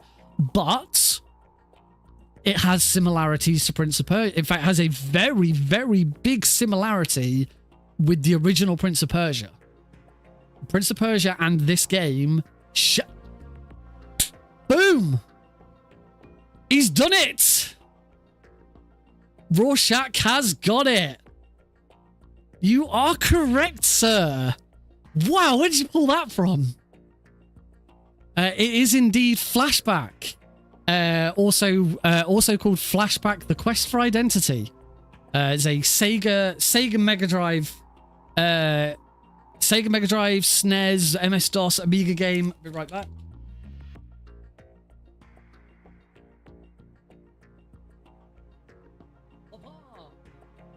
My copy. Ugh. My original copy of Flashback for the Sega Mega Drive. This is the version I'll be playing on an emulator, because my Sega Mega Drive is not in a playable condition at the moment. Yeah, as I said, once you sort of narrowed it down a little bit, even Reese has heard of it. So yeah, it's not as obscure. Maybe it's not as obscure as I thought it was. Yeah, Flashback. They did do. I played through the remake once. Never played it again. I also Flashback 2 came out it was either this year or last year. I was really looking forward to it. It came out, all the reviews came in, and it was absolutely panned. I haven't touched it. Flashback 2 doesn't even have a speedrun.com leaderboard because nobody played it. Yeah, the remake's really bad. Yeah, this is a game I had on my Sega Mega Drive when I was a kid. And I didn't have many games on my Sega Mega Drive. I didn't buy many games for my Sega Mega Drive. Like, since I got a bunch of games with it because we got it secondhand from a friend. And I think like I've only ever bought like 3 games for my Sega Mega Drive ever since. I remember we bought Shadow Dancer. I think I bought the Formula 1 game. I bought Heidi the Lion King for a birthday a couple of years ago. I bought Sonic 2 because I had Sonic 1 and Sonic 3, but I didn't have Sonic 2. I bought Sonic 2 a couple of years ago. Mega Drive, yes. For those who don't know, in Europe, the Sega Genesis was called the Sega Mega Drive. Presumably, I don't know exactly why. I was gonna say because Genesis is like a Bible reference, but then that would be worse in America because America is way more picky with that kind of thing. Oh, because of the band. Oh, because of the band Genesis. Yeah. Or are you? Is that the actual reason, or is that you just having another weird guess? Yeah. Flashback. Say in the US, I think it's called Flashback: The Quest for Identity. The relationship with the relationship with Prince of Persia is both games utilize rotoscoping for its graphics, which basically means that an actor performed a bunch of actions and then graphics were applied over the top of that. So if you've seen the original Prince of Persia, I'm not talking about Prince of Persia Sands of Time, I'm talking the original Prince of Persia. It's that style of graphics. Actually, the platforming is kind of similar in the way they climb and all of that. Flashback does it better because it was released much later, say 1992. Yeah, I have loved this game ever since I was a kid. And it has been one that I have wanted to learn to speedrun for a very, very long time. And every time I've gone back to look at it, I'm like, nah, I don't really fancy it. But I finally had another look at it, and the one sort of major trick in it, I got to grips with very, very easily. And at that point, I was like, yes, I can run this. So that is what we're going to run after one more run of Metal Gear Solid 2. So congratulations, everyone. You, especially to Rorschach, you actually got the correct answer. Oh, Mega Drive has another use in America. It's Mega Drive in Japan. Okay, so it's everywhere. So Mega Drive is the correct name, and Genesis is the weird name. Oh, that's cool. I like that. Yeah, I'm looking forward to showing it off. It's a very quick run. The world record is something like 23 minutes. My best time so far is about 45 minutes, but there was a lot of deaths and a lot of problems. It's not going to be super smooth. I learned it yesterday. I learned it in a day. Because it's not a particularly difficult run because there's one major trick. And once you've learned that one major trick, you use that trick loads and loads and loads of times. It's going to be good. All right then. In that case, should we do the date reveal now as well? Yeah, go on, let's do the date reveal as well. That's what I was gonna do before we started this run, and then you got the right game. The date reveal for the Pentalogy Speedrun. So for those who don't know, or those who've only just sort of joined in, I have been derusting and relearning all 5 games in the Metal Gear Solid Master Collections. That is Metal Gear, the MSX, Metal Gear 2 Solid Snake, Metal Gear Solid 1, Metal Gear Solid 2 Snake, Sons of Liberty, which is what we're playing right now, and Metal Gear Solid 3 Snake Eater. All of this has been in an effort to prepare myself for the Master Collection Pentalogy. It's an official speedrun on the multiple Metal Gear speedrun.com series. I am a world record holder for multiple Metal Gear games, including the original trilogy, the Shadow Moses trilogy, and all frog tags, which is Twin Snakes and MGS2 dog tags, followed by MGS3 All Keratons, which I love that run. It's such a good run. So in preparation for that run, I've been doing all of this derusting, but the time has come. I've finished the derust, and we're going back and doing individual little bits of practice. MGS2 is the big one. I'm probably going to do a lot of practice of that. I have also got a couple of marathon runs involving Metal Gear Solid 1 and the trilogy. I've got a trilogy run of a really, really longathon. Blues for the Red Sun is going to be commentating alongside Metal Gear Solid. There is still space for other commentators if anyone does want to join in on that. You can find dates and stuff. It's... is this one the Friday the 13th? Or no, this one's Thursday the 19th of December for that one. Yes.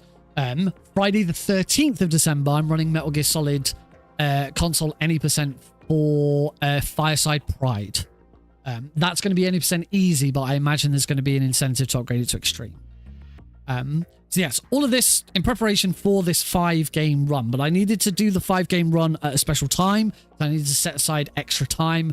Originally, there was a plan maybe to do a 12-hour stream and like do it twice, but that's kind of all fallen through. But the original date that I suggested for that, before it all fell through, is now going to be the actual date of the run. I'm very pleased to say that I've talked to Heidi. We've determined that the weekend before Christmas, Saturday the 21st of December, will be the date for the full Master Collection Pentalogy. So I will do, it'll be a bonus stream on Saturday night. Hopefully I'll get started earlier than 8. Usually I start 8 o'clock UK time. I'm hoping I can start 7 o'clock UK time, which is Alex's bedtime, but hopefully Heidi will be able to go into bed so I can start early. And then we will go through until whatever time is needed. Probably about 2 a.m. because it's a 5-hour speed run, but I want the opportunity to be able to reset if something goes wrong, or certainly reset Metal Gear, and sort of make a big thing out of it, do a big nice preamble, and then the run and a bit afterwards, and all of that. It will be the first day of the holidays for a lot of people. Not for me. I'm working most of Christmas, outside of the bank holidays and one extra day, but I'm going to be at home and there's not going to be much to do anyway. Yes, mark your calendars. I'll post about this on Discord and Blue Sky and all of that. But now is a good time to remind everyone. I need to pop over to our main scene for the run. But it is a good time, as I say, to remind everyone that this series is raising money for charity. I'm going to make a big more to do with it for the actual 5-game run on Saturday the 21st. As you can see, unless you're on the vertical stream, if you're on the vertical stream, there is no... I could have put it next to the controller on the vertical stream now that there's that space there. Hey, Eli. But down in the bottom right, you will see that we are fundraising for City of Sanctuary UK. They're a UK-based charity, obviously it's in the name, a UK-based charity that works to make the UK a safer, more welcoming place for displaced people. So for refugees, for asylum seekers here in the UK, they do fantastic work making places official sanctuaries within the UK. I follow them on X or Twitter, whatever you want to call it. I don't think they're on Blue Sky. I should check now. Oh yeah, 21st. This will be the shortest day of the year as well. It's really interesting following them on Twitter and seeing all of these places that they are officially recognizing as sanctuaries, so that people, refugees, asylum seekers, as I say, they can find places that are safe for them, where they will be welcome, where they will be helped, because everyone deserves to live safely, away from war, away from famine and disease and disaster. And, the rhetoric that we've had over certainly this last year surrounding asylum seekers and refugees has just been appalling. And as a direct response to that, that's why I decided to start supporting City Sanctuary UK. And the first time I ever donated to them, I let them know that, and I told them, and I said, fuck Nigel Farage at the same time, because it was a direct response to him. So that was pretty cool. Right. Let's get this run done, because if we get this one done, we can move on to our brand new run of Flashback. Hopefully this run will be better than the last one. I did get the right save, as I discovered. Yes, we've already established the key. All right, here we go. In 3, 2, 1, go.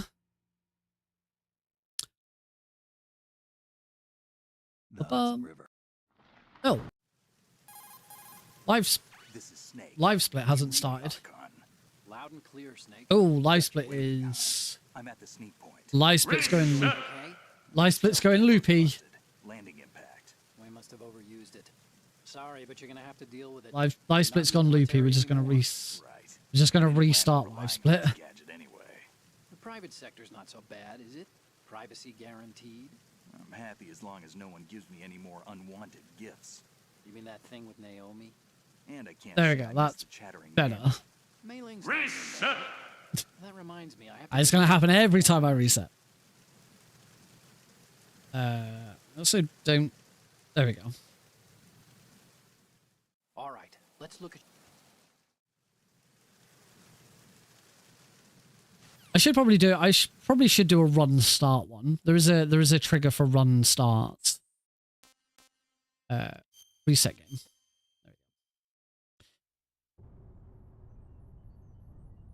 Yeah, I don't actually know if there is an official reset line. But I found a voice creator thing where you copy it. It's the same thing I used for over 9,000, where Nappa Nappa asks Vegeta how many channel points did this cost. It's just a voice algorithm, and it pulled out reset really well, so I used it. Right, let's try this again.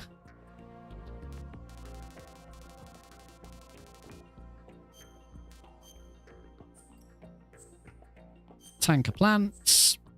Very easy. And we are going to get started in 3, 2, 1, go. Hopefully this time. Yeah, there we go.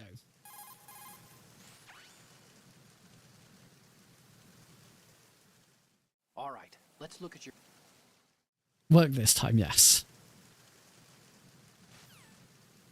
And now that we now know that the live split integration with the stream is now working. There is one more that I've set up. Only because run ended isn't working. I'd like to do a run ended one where it also works out if it's a PB or not.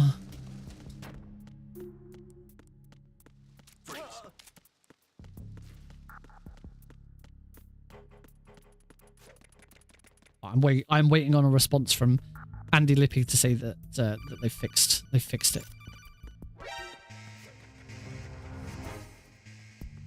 It's very cool.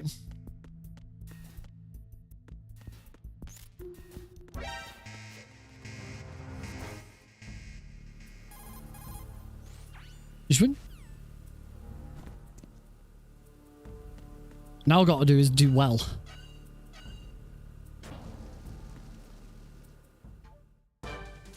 Oh, left side again.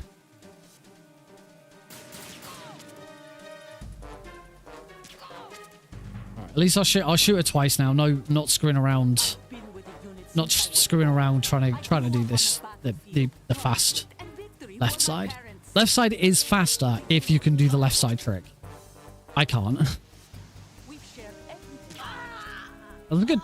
That's still a good fight. Yeah, if you can do the trick where as she moves back behind the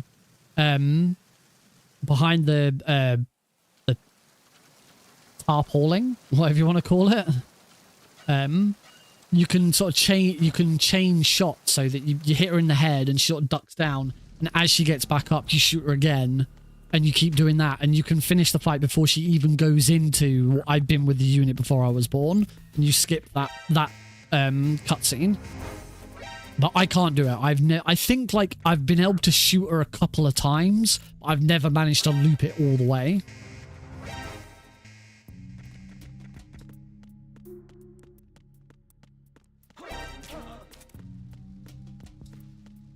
As a result, if you can't do that, right is faster.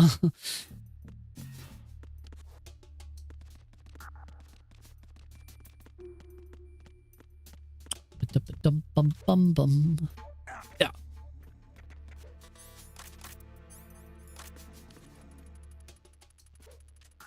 Oh. I'm not doing a very good job of getting these first try. There we go. Second try again.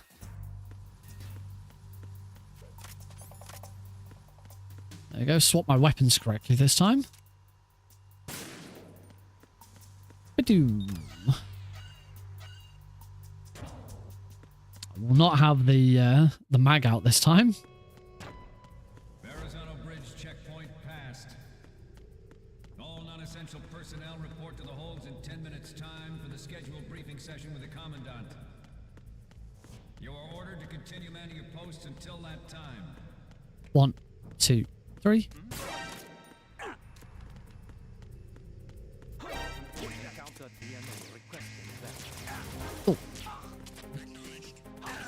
Oh, he was much further over than I was expecting.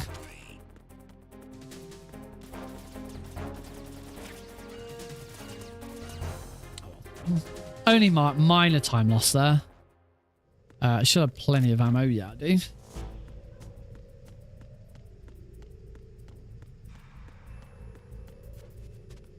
Oh, rolled a little too quick there.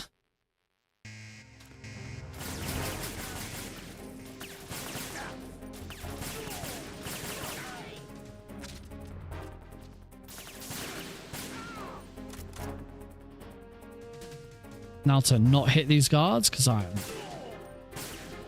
every time I can't hit those final guards to save my life. All right, how many attempts is this going to take?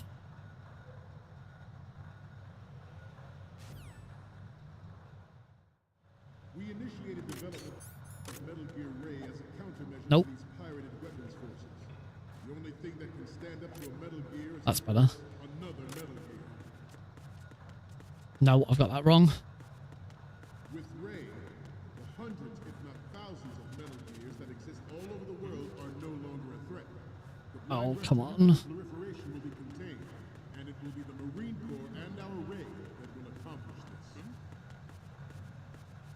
At the moment, There we go. That would have been pretty good.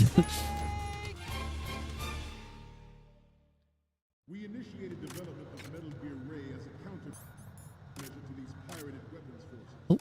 The only thing that can stand up to a Metal Gear is, of course, another Metal Gear. I'm holding left for too long. The hundreds, if not I don't think I can. Oh, I do still have some magazines. world are no longer a threat. The blind rush to nuclear proliferation will be contained, and it will be the Marine Corps and our Ray. That's better. There we go. At the moment, Okay, we'll just run around him. That's fine. civilized nation on the globe knows the specifications. Slightly faster if you can shoot him. Oh, let's go this way. So do a number of But that's fine. I'm through. We got through in the end. working on deploying their own Metal Gear force to compete with the U.S.'s nuclear strike capability. The world is about to see a swarm of these Metal Gear derivatives. That's fine. That'll do. Some say that the strategic importance of 1, aircraft 2. carriers will be reduced by the completion of Ray. The opposition from the Navy is an undeniable 3, fact. 4. There is a lot of pressure from Navy brass. Okay. Gonna be about a minute behind going into plant. I'm never quite sure if it's worth resetting. So I need to have just another session where I just do that over and over and over again. So it's one of those tricks that I always, if I haven't done it in ages, it always takes me a while to get back into the hang of doing it. But I'm still like determined that I've learned mag ladder now, and I want to stick with mag ladder. There is an easier version where you use the SOCOM instead, but it's slower. It's just slower. I can't remember exactly how to describe how it works. Zwink. Right, to go into our nice boring tutorial. Just hold X. It's easier to just hold X for that bit. Just hold back, or B, or circle, whichever. Circle. I'm on a PlayStation controller. I can say circle. I refuse to say share or options. Start and select, damn it. It'll always be start and select. Screw your share and options.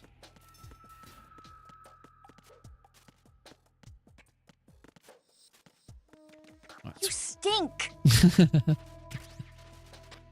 Thanks.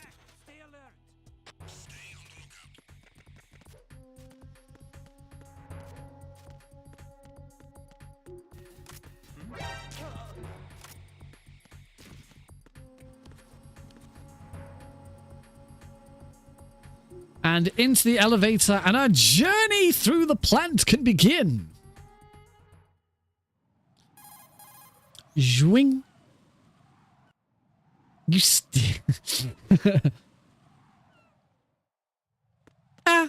term of endearment, isn't it? Zwing.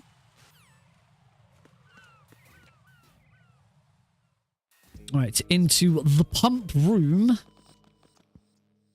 where we're gonna nerds.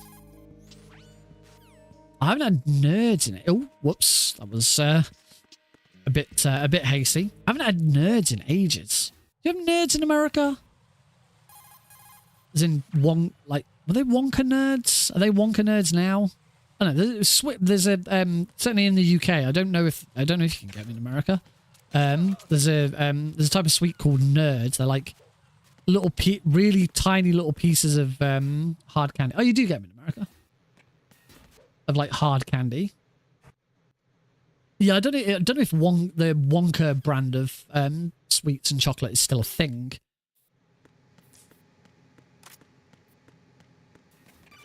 Yay, I got the roll that time.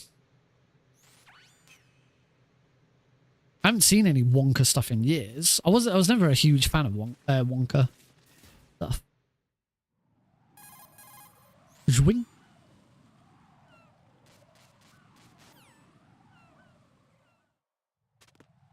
All right, let's move on. Let's go meet up with Peter Stillman. He is a still man, like the fat man. But he is a still man. He's always like, still man?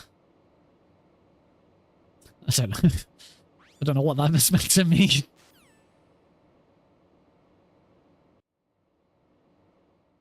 He doesn't run around, so therefore he is a still man.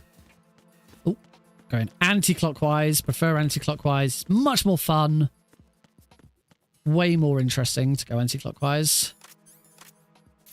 In my opinion. Not everyone agrees. On very easy, it doesn't make a huge amount of difference. It's only as you go up the difficulties that it really starts to make more distance.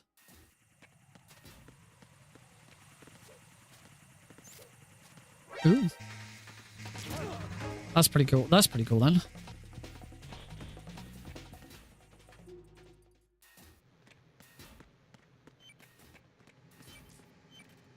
Let's reveal our bomb. And now leave our bomb alone. And roll into the door. That's a really cool roll. I love that roll. Anytime you can like roll into a door is really cool. There's a couple of really good ones on TTS. Game we won't be seeing them.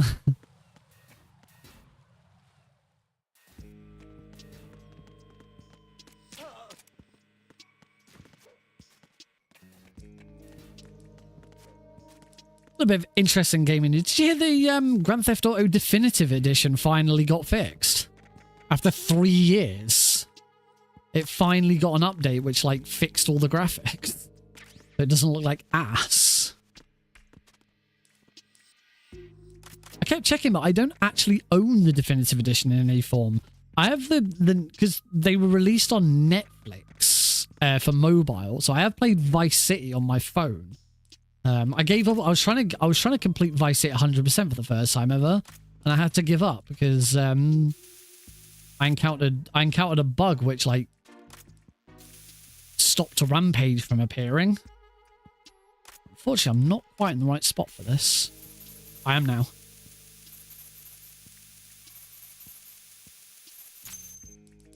Still wasn't quite in the right spot.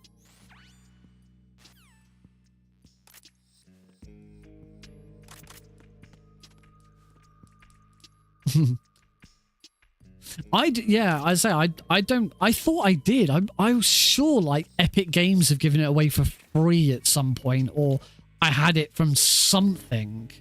I don't actually own the Definitive Edition.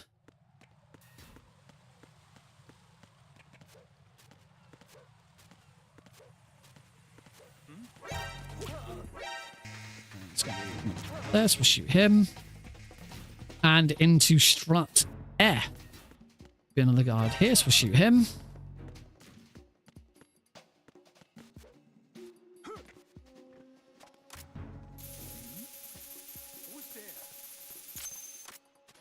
They gave 5 twice. I got GTA 5 the first time the Epic Games Store gave away 5, and boy howdy did I make the most of it. To this day I still haven't completed GTA 5. Because I did nothing but play GTA Online. I was like completely hooked on GTA Online. Oh, I shouldn't have done that roll. So I'm just gonna move back slightly. Ah, yeah, wrong.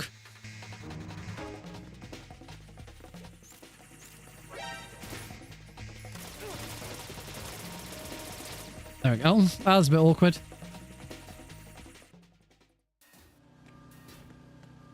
I played GTA Online until I just couldn't deal with modders any longer. Like modders and hackers just completely ruining it. Also, GTA Online's another one of those games. It works way better if you've got a group of friends playing with it, playing at the same time. And I had a decent group of friends I was playing with at first, and then everyone slowly sort of got bored of it. I kept going on my own for a little bit, but after a while I was like, nah. I did actually stream it for a little bit as well. This was before I got into speedrunning as well.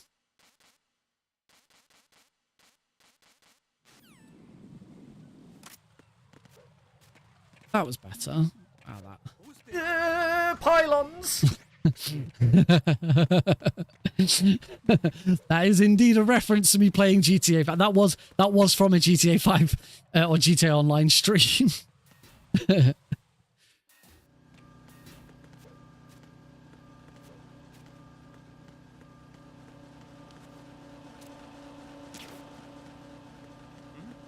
Oh, I've already got the box equipped, haven't I? Into strut C.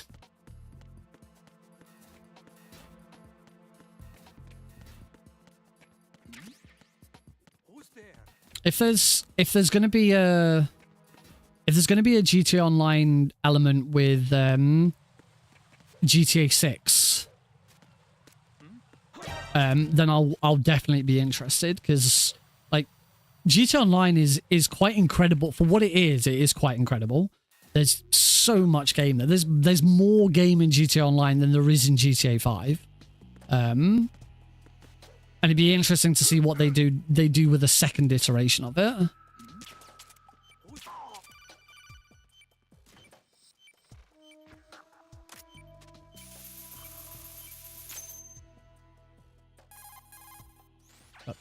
I've played like a couple of hours of GTA 5, but I'm kind of at a point now where I really struggle with open world games.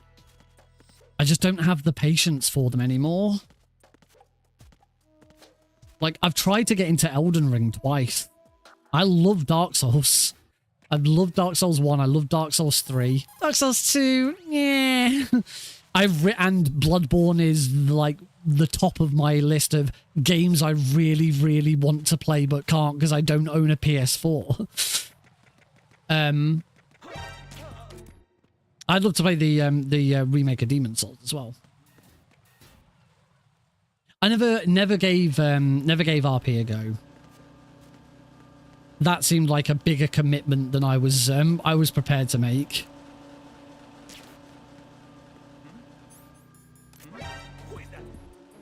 Into Strat A.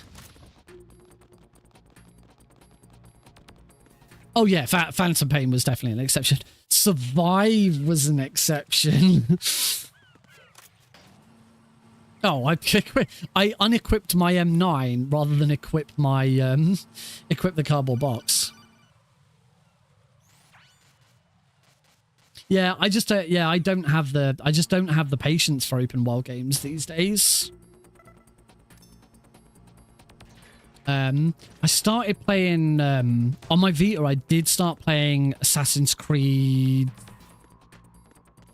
Rogues. No, not Rogues.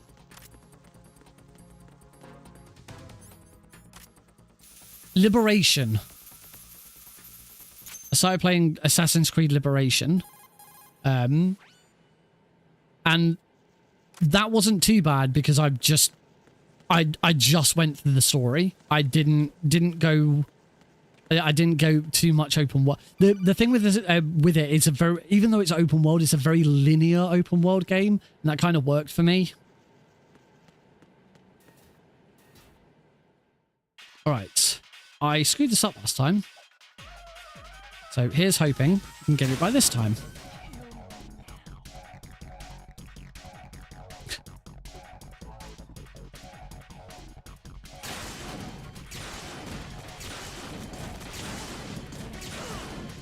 There we go. She shot the lights. Good. Just shoot that light. She's laughed, so move forwards. RE4. I do want to carry on my playthrough of Resident Evil 2.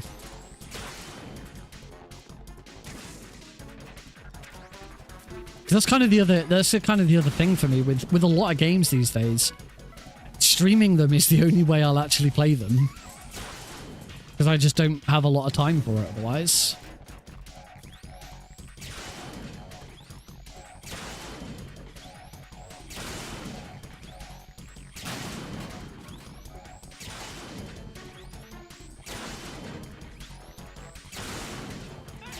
There we go.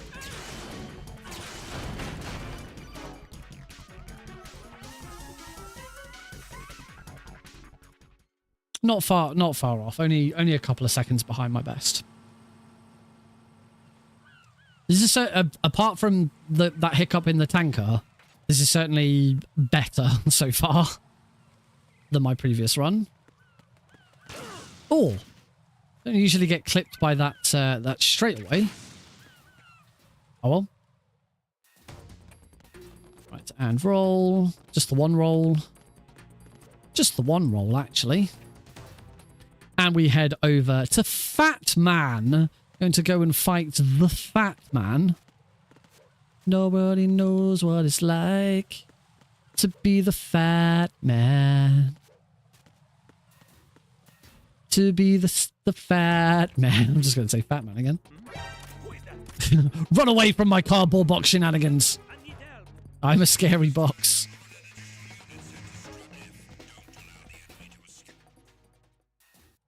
On to the EF connecting bridge. No alert this time.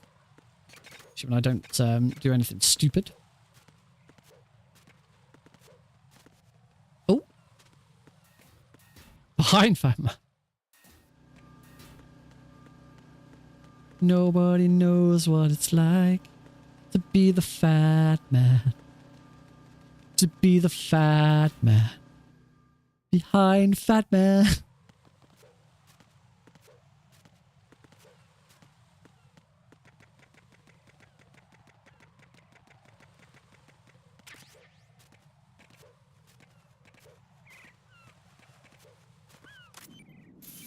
And spray. Right, it's time to fight the fat man. Let's stand here. Shoots. Coolant. Shoot him there. Hopefully he goes down now. Oh, that was very lucky with where he finished. And spray. Neither of those were fast sprays. It was not that good a fat man fight, if I'm honest, but oh well.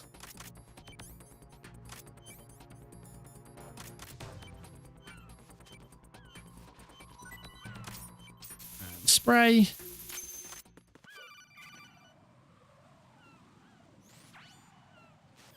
We're okay. We're still sort of we're staying consistent now, which is better.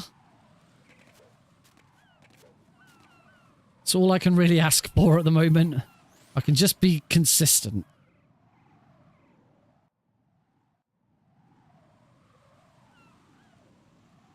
As I've said before, we were talking about this earlier, I am running the Metal Gear Solid trilogy for really, really longathon on Thursday, the 19th of December.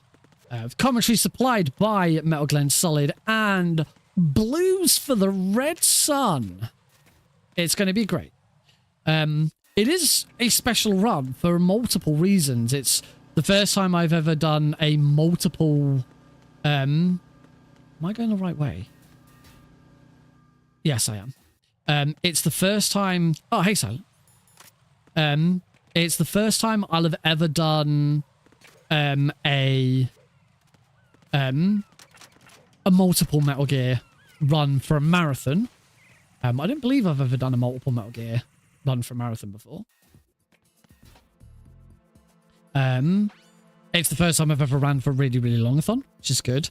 But more interesting, maybe more surprising to people, it will actually be the first time I've ever done Metal Gear Solid 2 at a marathon. I've ran Metal Gear Solid 2 for MGSR. MGSR did a normal tournament. I say MGSR did a normal tournament. I organised MGSR's normal tournament a few years ago. And I ran in that. So I have ran... Oh, I can't because I screwed up and didn't grab the claymore. We have no claymore to use here. Yes, I've ran MGS2 for MGSR in a tournament. I've never actually done MGS2 as far as I'm trying to think. I'm pretty sure I've never done MGS2 in a marathon setting before. Obviously, I've done Metal Gear Solid 1 and 3 multiple times. See, jury's out. I don't know whether I've done which one I've done more of, 1 or 3. Because I've done a lot of both.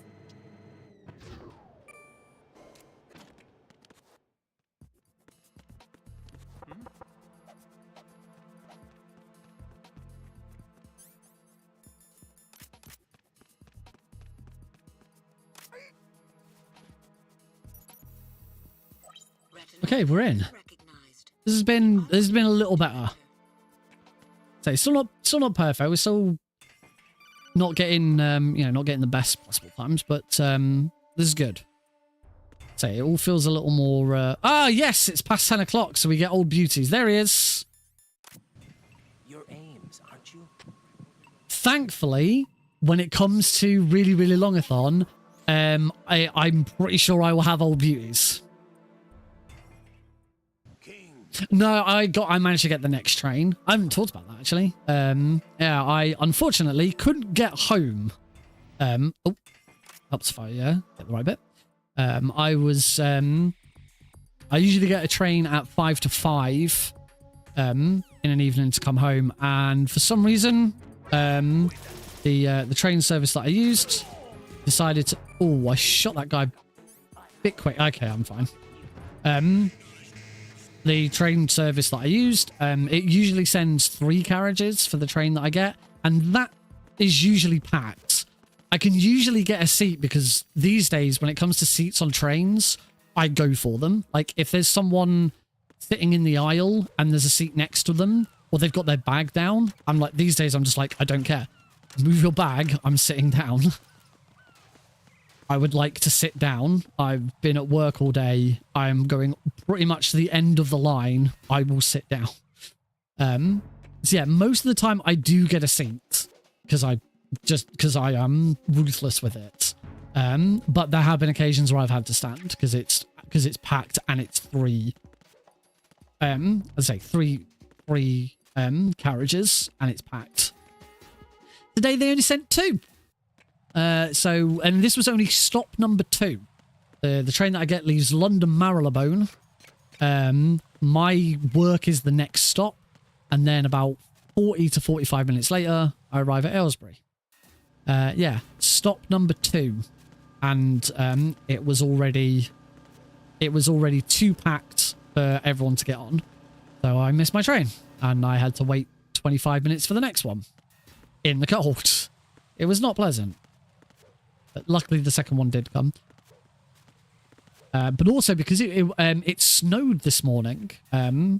It snowed in some of the UK first thing this morning. It didn't stick around. There's no snow left now. But because it snowed, I decided not to bike to the train station. I got the bus instead. So the other bad part of missing the train is that then when I got the later train in, I then had to wait for a bus longer than I would have done if I got the correct train. It was only a 5-minute wait if I got the train I was supposed to get.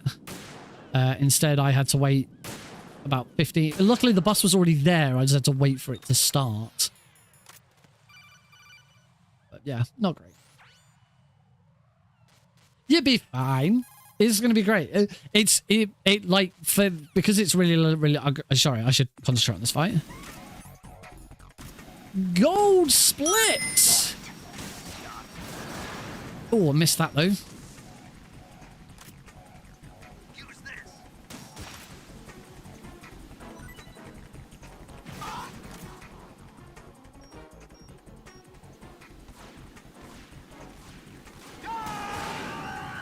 Oh, I missed that one.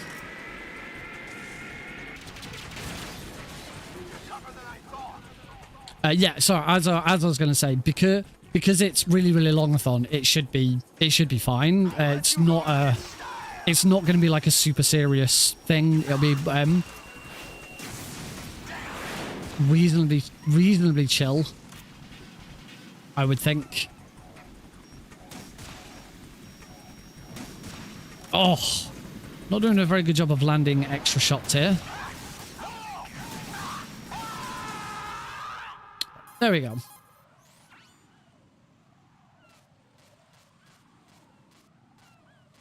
Thanks, Renegade. Oh, I was too busy looking. Didn't look at that. Yay, we got a gold split. That was the gold split was the other one that I set up.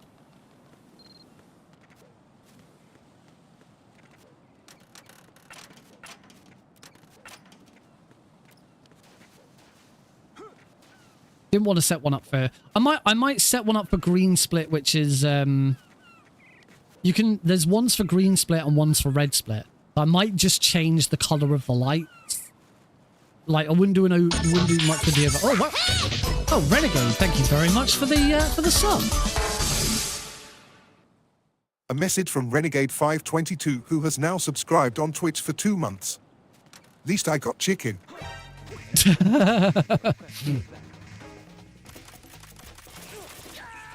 Oh crap! I forgot to throw the chaff grenade. Answer me, Jack. Jack.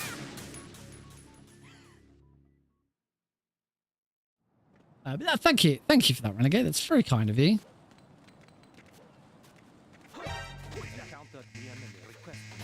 There we go. It helps if you throw a chaff grenade first.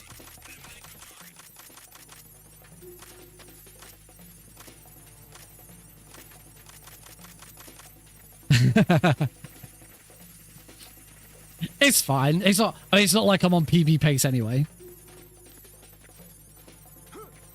So yeah. Go back to what I was saying about lighting. I might have a look at just changing the lighting so that if I'm on green pace, they're green, and if I'm on red pace, they're red.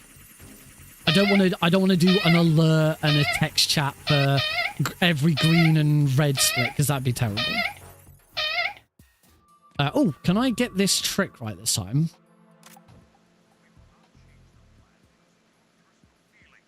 Then screw your plan. Oh, I was too slow. I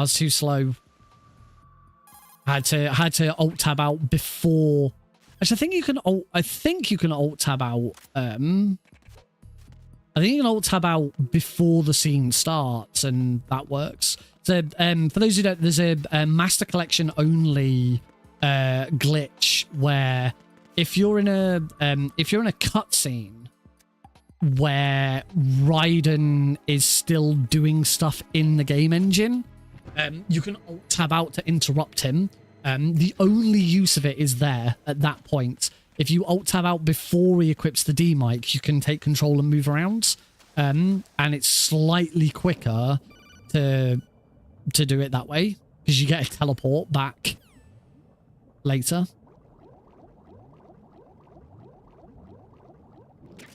Oh, that was interesting. I picked up the I thought I'd spun back too early, but sort of picked up the Nikita on the way. That was weird.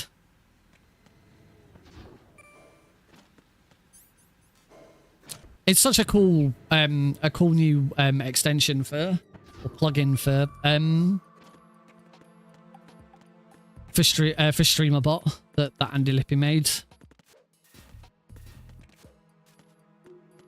I actually gave it.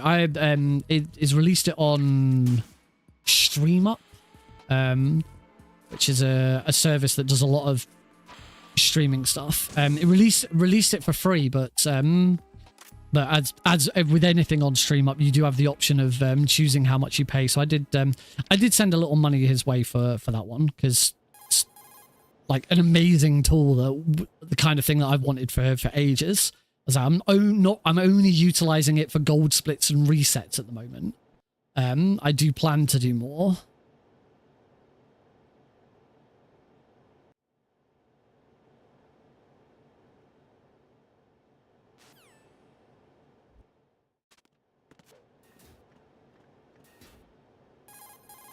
All right, we're now going to see that Snake is like really proud of his photography skills. I took these photos. He's just like so over the moon that he took those photos.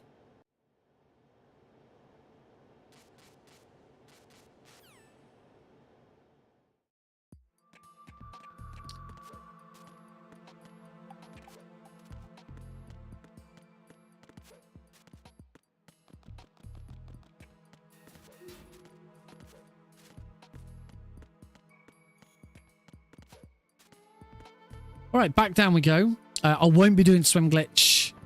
I am really bad at it, and it's just not. It's never going to be worth it for me. It's also a lot harder on the Master Collection for some reason. Oh, because the turbo is different.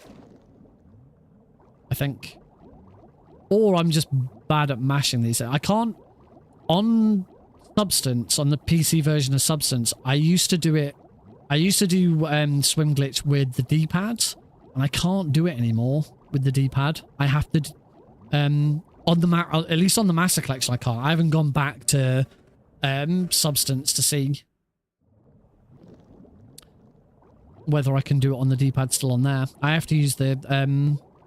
because I used to just mash the D-pad, and I found that that was sort of enough to get Raiden to go in the position, the direction that I wanted him to go. But with the Master Collection, I have to use the analog stick. Just can't do it. All right, here comes the blink and you'll miss it vamp fight.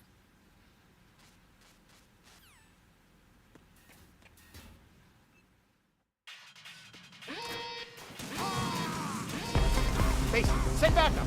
Oh, we have an incoming raid from Glenn, Solid with 11 which raiders. completely distracted me from this vamp fight. I'm about to run out of stingers. Welcome, Glenn. I'm going to have to wait for him to come back up now. Oh, but I did get a gold split on Reach Vamp. That was nice. Oh, he moved. You bitch.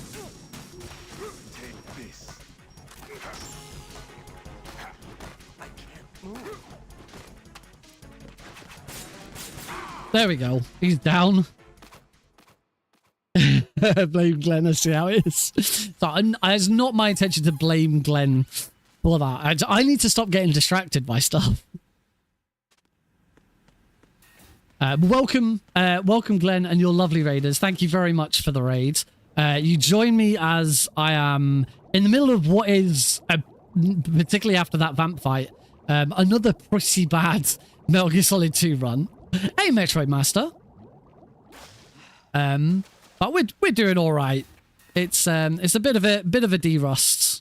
Again, I've already finished my derust of the Master Collection, and I'm back on derust again. It's only Metal Gear Solid 2.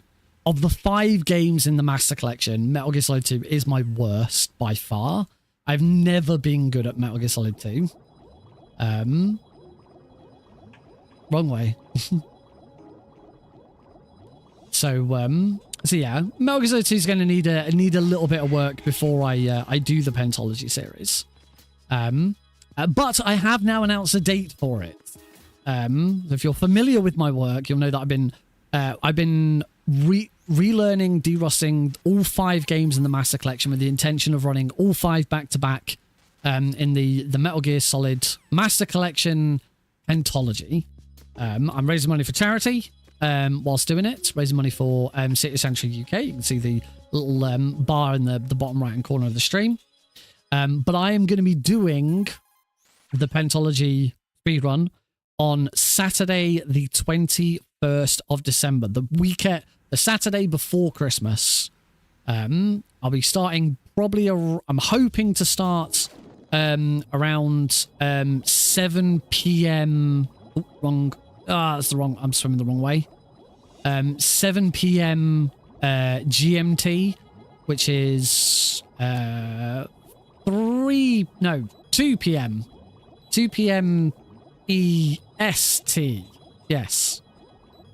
2 p.m. Eastern. I should just say Eastern, shouldn't I? Didn't say EST. Just say 2 p.m. Eastern. And I will go on for as long as it takes, because it's a Saturday night.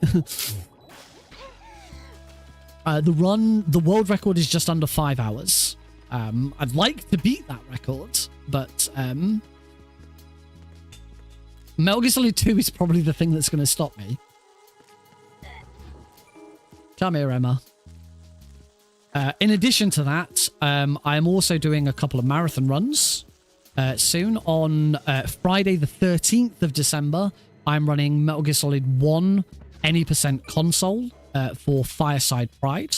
It's currently easy, but I imagine there will be a donation incentive to upgrade it to extreme. Because I submitted both and suggested that could be done, and they accepted easy, which usually means they want to have the incentive for extreme. I'm looking forward to Fireside Pride. My second Power Up with Pride event, and the first one was really good. They do a really good job. It was Metal Gear Solid 3. I think it wasn't all. I submitted all Keratons, but it was just any percent European Extreme. I did for that one. Ooh, Windjammers. Oh, and a Prime Rando. That does sound. I mean, it's kind of in your name.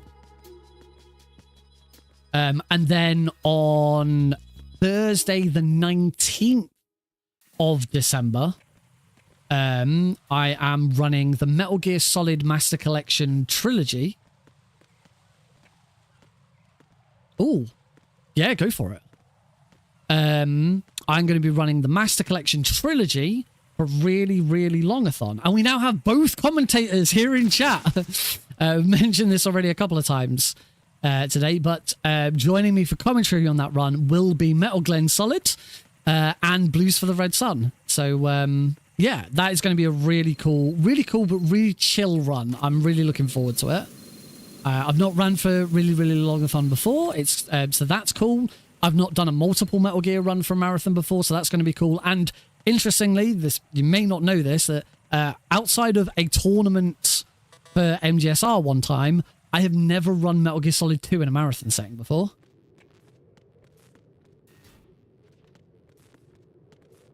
So I'm looking forward to. I'm really looking forward to both of those runs. I'm looking forward to both of them.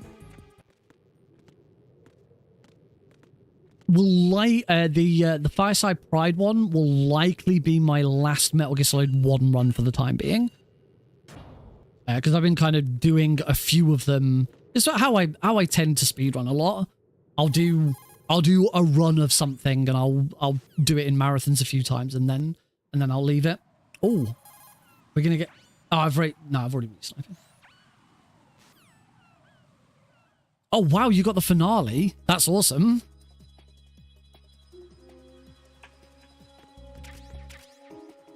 Right, so we now want the PSG-1. There's going to be a guard here. I want to shoot him. And a couple of cameras. There's one there. There's going to be one coming overhead. Should be another one for me to shoot. There he is. Shoot that one. So now we just get to enjoy Twilight Sniping. Get to jam out to one of the best tunes in the game.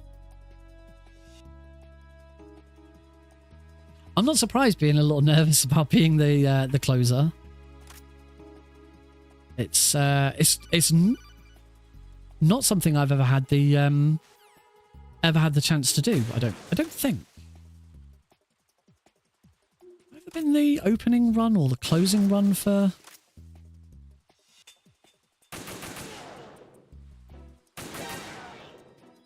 Oh, I don't think that stopped Emma. I have no AK ammo. That's not ideal. Hey, Callista. Yeah, I don't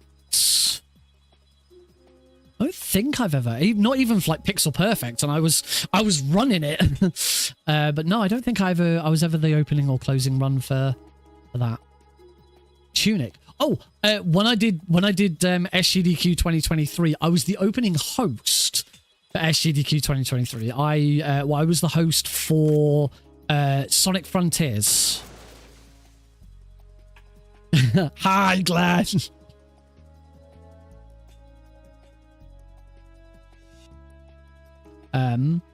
Oh yeah, I've also realized Glenn asked, like when Glenn first joined with the raid, asked about the new speedrun that I'm doing. I'm debuting a new speedrun today. I only learnt it yesterday, but it's a game that I've been playing for a very long time. I really enjoyed hosting. It was tough. It's the first time I'd ever done that much stuff for hosting. I did make a pretty big error at first, but I kind of feel like the instructions that I got given for that weren't 100% clear. But it was such a good time. I loved it. By the time it came to my second shift, my second hosting shift, I was much more comfortable. If I have to give audition pieces now, my second shifting host at GDQ, I had to give an audition piece for hosting Preventathon 4, so I was a host for them. And I gave them bits of my second hosting shift at GDQ. It was the Crash Bandicoot Insane Trilogy run. It was really good. We got a lot of people donating with "wow" in their message, and I found I do a pretty good "wow," and it's not very good at the moment. I haven't. My throat's not quite there for it. It was better before. Yes, Blues. I ran TTS. Your messages of constantly asking TTS finally paid off. Although I get the feeling that was referring to the new run. Anyway, yeah, I learned a new run yesterday. I am debuting it today. All throughout today, I've had my Discord server trying to guess what game it was, and throughout today's stream, I had all of you lovely viewers trying to guess what game it was. We sort of did 20 questions. I answered yes or no questions, and it was Rorschach who actually got it. Since we're in a position to do it, I've still got it on the floor. I am going to be running the Sega Mega Drive game Flashback, or Sega Genesis if you're weird and in the US. As we discovered, we were talking about the history of the Genesis and the Mega Drive, and Japan also calls it the Mega Drive. It's only called the Genesis in the US because Genesis, the Mega Drive was already something else. So yes, if you ever hear someone call it the Mega Drive, you think, it's not called the Mega Drive, it's called the Genesis. It is called the Mega Drive. It's just the US where you're weird and you call it the Genesis.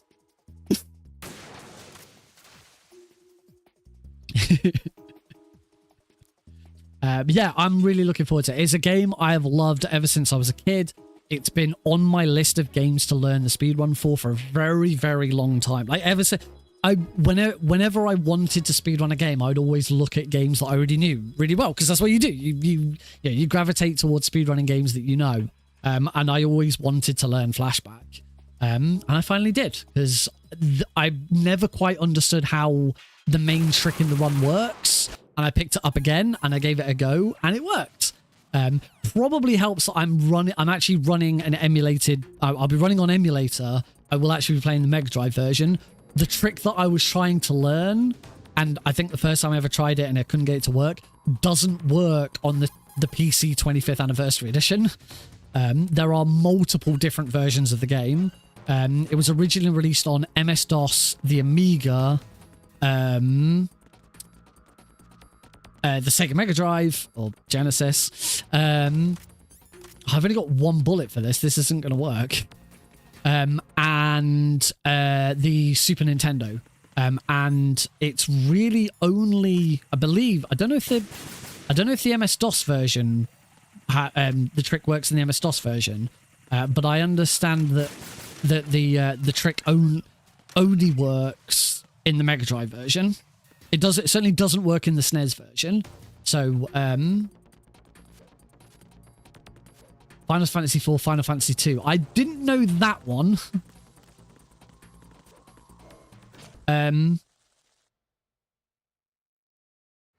We have reached Arsenal Gear.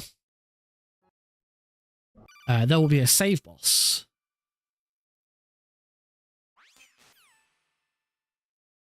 And now we're going to meet Daddy.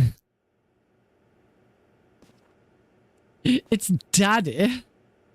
It's been a while, hasn't it? 6 is 3. What is it? I'm not a Final Fantasy player. I started Final Fantasy 7 once.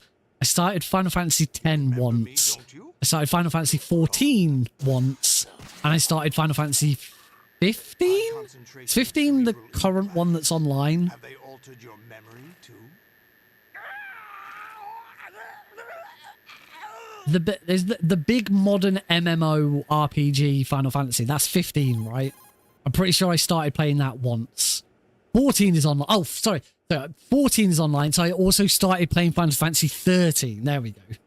15 is the road trip. Now, I've not touched 15. Can't keep this up. they're bound to find I started 14, and I also started 13. Brace yourself. I never got very far with any of them. I remember playing the demo quite extensively for one of them on the PS2. I think it was 10? No, I don't know. Oh, helps if I call Rose here.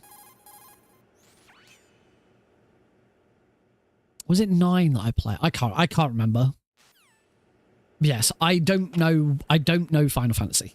But why is 6, 3 and 2, 4 and why are some Final Fantasies some numbers in some places? 11's the other online one. I got a mate who was really heavily into 11. There's somebody there. He joins in on the stream occasionally. His online handle is Warburn, which comes from Final Fantasy 11. I believe, from what I understand. Yes! We got over. I'll do it my own way. Oh, okay. That guy will just turn around and ping you like that. Oh, he did it again. You bitch. Ow. We're in. Took a while, but we're in. Yeah. Now we have to answer lots of questions.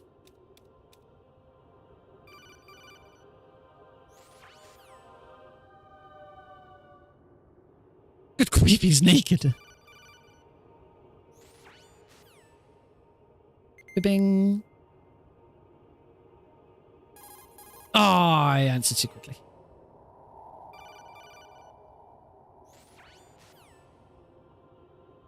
Oh no. I've completely screwed this whole section up by answering one too quickly. There we go. That should be it. I think the Colonel plays CTS. No, the Colonel plays Metal Gear. You see it in one of his calls. The central section of the codec converts into the opening scene from Metal Gear. He also makes references to Ghost Babel. Because he talks about infiltrating Gallowade, which I'm pretty sure is the name of the base in Ghost Babel.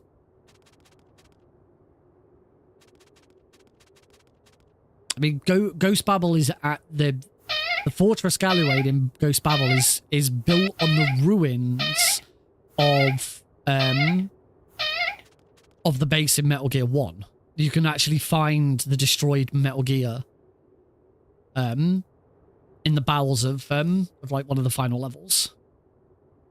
We're just hanging around waiting. We've triggered this tutorial section. We just have a set amount of time to wait. He does also mention VR missions. Return of Granola. For some reason, I read that as Return of Granola. That is one massive breakfast biscuit bar. We're going to get shot, because you always get shot there. There's not much you can do about that.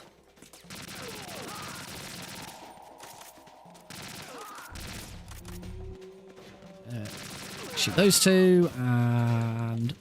Hit! Oh! Oh, come on, Biden. There we go. Third time's the charm. I mean, first try! We wish you had some, granola right now. Ah, Eli.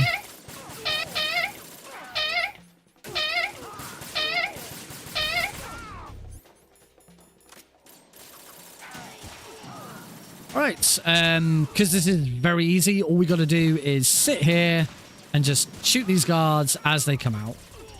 Any we miss, Snake will just pick them up. There is the coolant trick, but it's not worth it on very easy. I believe the coolant trick only starts being useful on normal. I don't even think you do it on easy. There's a Metal Gear related YouTube channel that keeps coming up in my shorts. I think it's like Arcs Gaming or something like that. I can't remember. Their latest short actually talked about the coolant scare.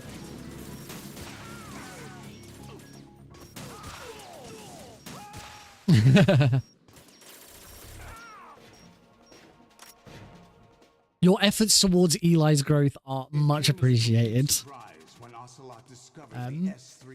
For anyone new here from the raid, you see, keep seeing Eli pop up over the stream. So Twitch channel rewards.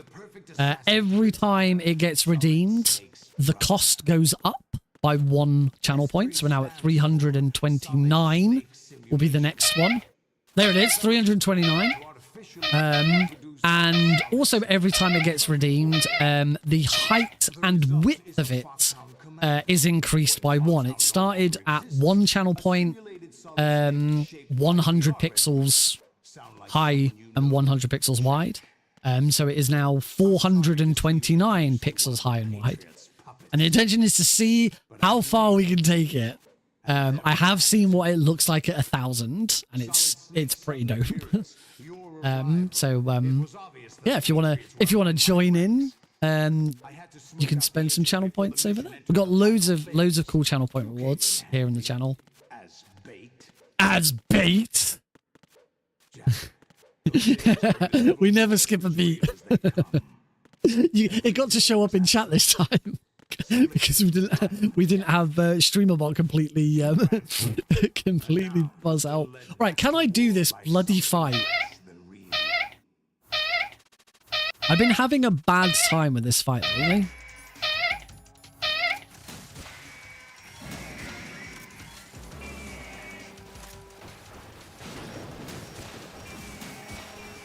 That was much better. Ah, and then I go and spoil it all by doing something stupid like trying to save it. Are you awake yet, Jack? Ugh. Thank you for the continuous lurk, Silent. Very, very much appreciated. I admit that I underestimated you. Another absolutely incredible Solidus line. I hate that Solidus is so... I'll squeeze the answers out of you instead, my son. I love that line. It's so good. Solidus is the most underrated and underused character in the entire series.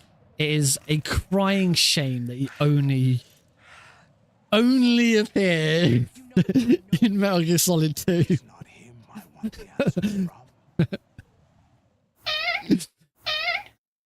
I'm not really sure you can say he appears in Metal Gear Solid 4.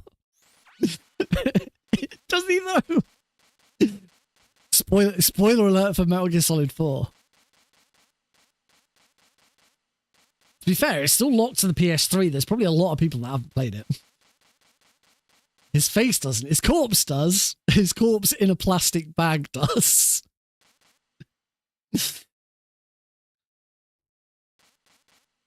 Justice for the best president, President George Sears. Give him a slap around, stand far away so that he does his tentacle blast. And now we do it again, get away from him. Tentacle blast, and hit. Now we want to get as far away from him as possible. Lovely, so he does a short dash to that side. If I was still closer, he'd have dashed all the way over to the other side. I still would love to see some more spin-off games in the series.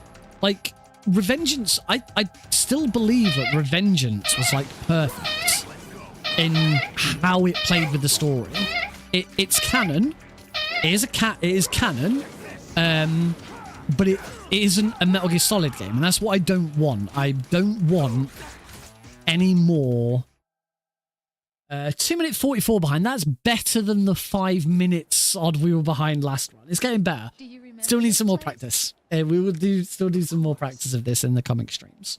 But yeah, I think the way Revengeance is a spin-off game, but still within the canon, still plays with characters in the universe, but it isn't a continuation of Metal Gear Solid. Metal Gear Solid's done. I never ever want to see a brand new Metal Gear Solid game.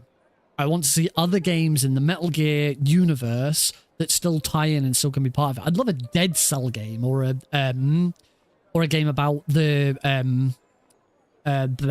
Cobra unit from Metal Gear Solid 3. I mean, loads of people have suggested for a very long time we should have a game where you play as the boss You know, I'd love something like that. I'm not necessarily saying the boss is the best idea for a game, but, you know, it's adjacent stuff. But yeah, give us a game where we get Solidus again. Let's play as Solidus. Let's use the tentacle arms. I want to do it. What kind of thing? What do you think, Eli? A Grey Fox game? That's another one that has been... do Metal Gear Rising Revengeance 2?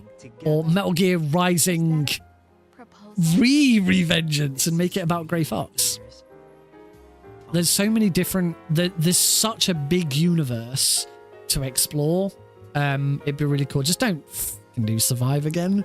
Don't do Survive. We don't want another Survive. Right, we are gonna get hit by copyright if I don't mute the audio. Thanks, everything. A Frank Yeager clone, that works. Or a game about, you know, give us a game about Grey Fox's transformation into the cyborg ninja and his escape and him killing Dr. Clark and all of that. And once survived. To be fair, there's something that we've talked about before, and something a lot of people sort of recognize, that Kojima, and this is where it then falls down, because Survive was not made by Kojima, but Kojima did lay down some plans for a kind of zombie Metal Gear game that Survive eventually became. But Kojima was always very good at taking the original game, and when it came to doing the next one, making it so much better. Metal Gear 2 is a fantastic example. The glow up from Metal Gear to Metal Gear 2 Solid Snake is amazing. Both run on the same hardware, same system, but the glow up is incredible. The difference between those two games and the storytelling and the controls and all of that is really cool. The best example is Metal Gear Acid, which Kojima was involved with, but he didn't direct. So actually, it doesn't necessarily have to be Kojima related. But Acid is a fantastic example. I've just finished playing through Metal Gear Acid 1 again, for like the first time in a very, very long time. But if you play Metal Gear Acid and then you play Metal Gear Acid 2, you will struggle to go back and play Acid 1 again, because Acid 2 is such an improvement. It's so good at improving in all of the ways. Acid was a great game, but it was very clunky. It was very slow. The movement, in Acid 1, you have to move and stop in front of a door for that door to open. And then you have to use another movement to go through the door. If you want to crawl, you have to use a movement, and at the end of that movement, go into a crawling state, then crawl, and then another movement to get back. And whereas Acid fixed all of that by just allowing all of that movement to happen within one move. If you've got a big enough movement card, you can walk towards a door, the door will open, walk through the door, crawl, go under a fence, come back up on the other side. It fixed all of that movement, and there's so much other stuff that works so much better. The graphics are way better. The cell shaded style is just perfect on the PSP, and I play on the PS Vita now, and it absolutely pops. It's great. The cards are better. The story's a bit more interesting. Just all round such a much better sequel. So with that in mind, it would be interesting to see what a Metal Gear Survive 2 could have been if you got the same team to improve on the formula and do something better with it. We don't know. I do have a soft spot for Survive. It's a bad game, but I really enjoyed learning the speedrun. I have speedrun it. I have done a speedrun marathon for it. I ran it for... I ran it for something bad. Horrible Games. It was like either 22 or 23. And that was good. Peace Walker's kind of another good example of sort of the extension, because Portable Ops was good.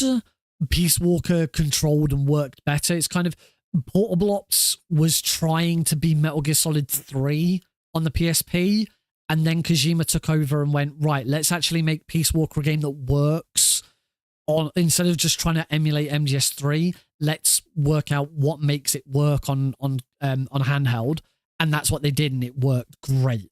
I really struggled to play Peace Walker on the Xbox 360 on the HD collection because it's not built for console; it's built for handheld. It plays so much better on.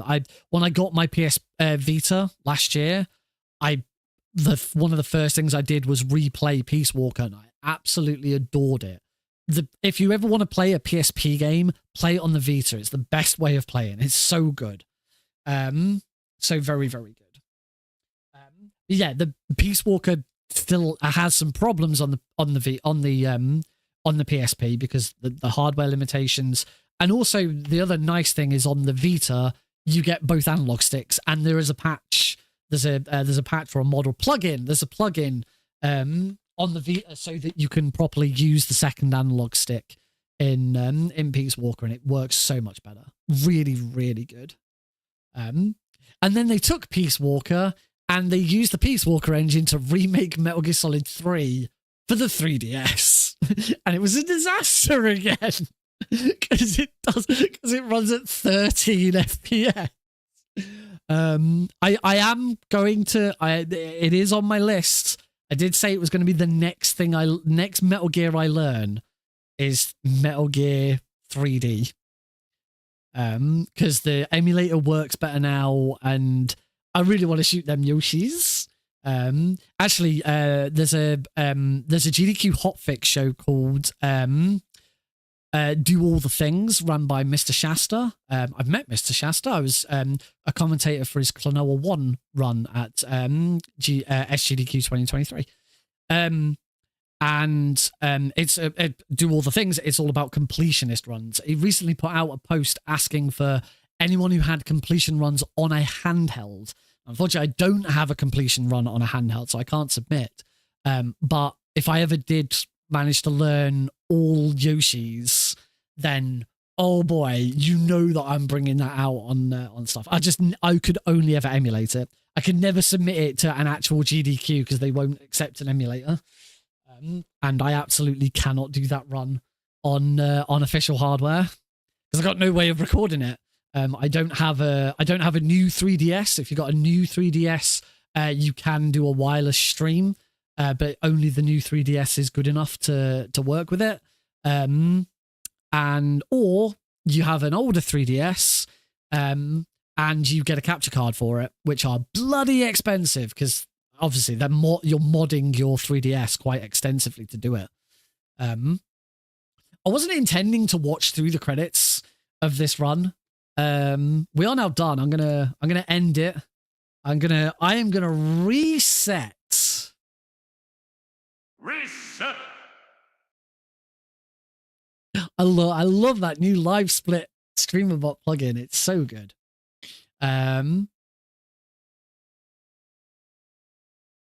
Loopy does capture cards for new Nintendo. Again, if it's the new Nintendo 3DS, I don't have a new Nintendo 3DS. I still have I only have a I've got a 3DS XL, which I haven't since I got my Vita. I haven't touched it. I actually don't know where it is. I have no idea where my 3DS is. I played it I modded it and then I played on it loads. I played so much on it, and then I got my Vita and I just never picked it back up again because the Vita is without a doubt my favorite handheld console of all time. I've only had it a year. I absolutely adore it. It's so good.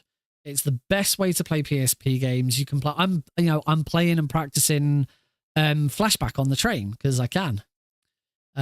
It's really, really good. All right. I need to, obviously, we're not going to go for a break, but I do need to set up for the next run.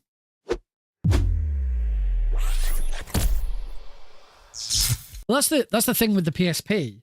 If you want a PSP, save up a bit of money because the difference between a PSP and a Vita isn't that much.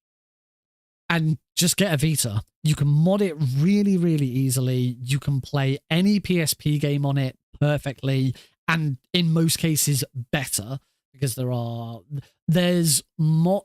some plugins available to play PSP games with the second analog sticks. Like the Grand Theft Autos have a plugin. Portable Ops and Portable Ops and Peace Walker do, but it doesn't work for Portable Ops Plus for some reason. I don't know why.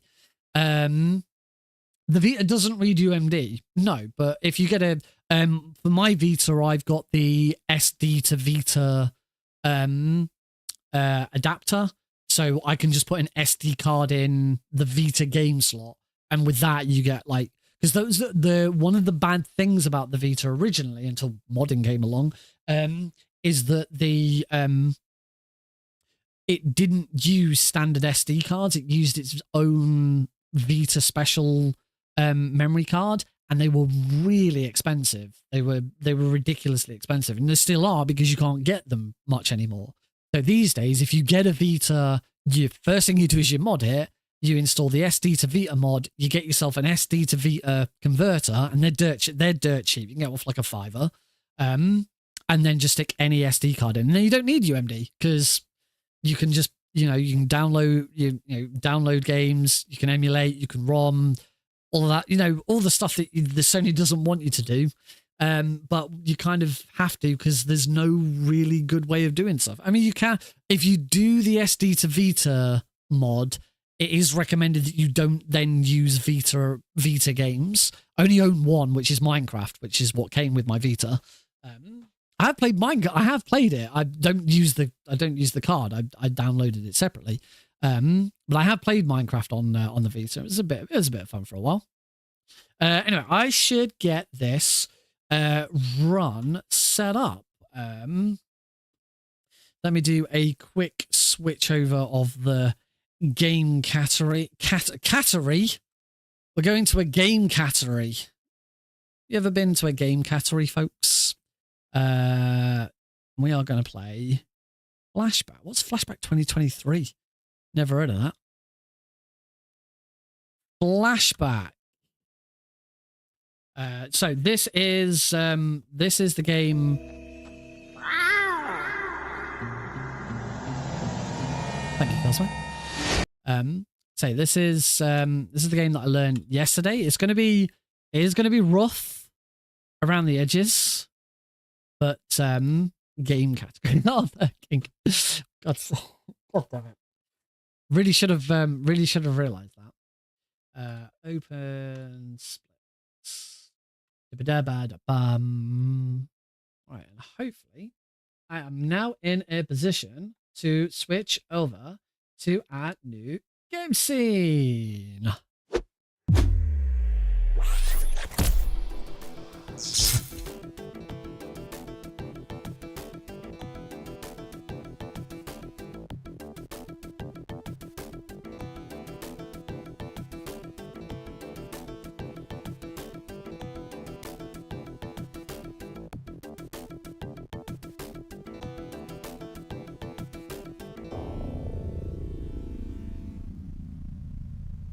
Get my little. I do have a little notepad with a couple of reminders of where to go. But I've been playing it on my Vita on the train today, and I think I'm good.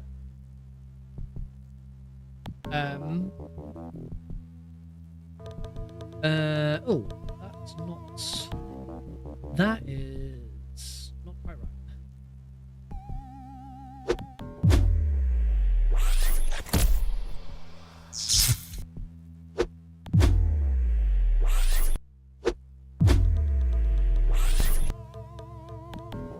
I think I'm back on the right scene now.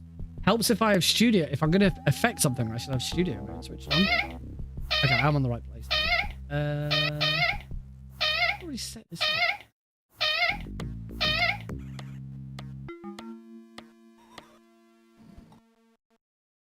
I already have a scene set up. I already have the setup, but it's not. Why is that? Why is that squished? I set this up yesterday and now it's not working. Oh, I know. Maybe I know why.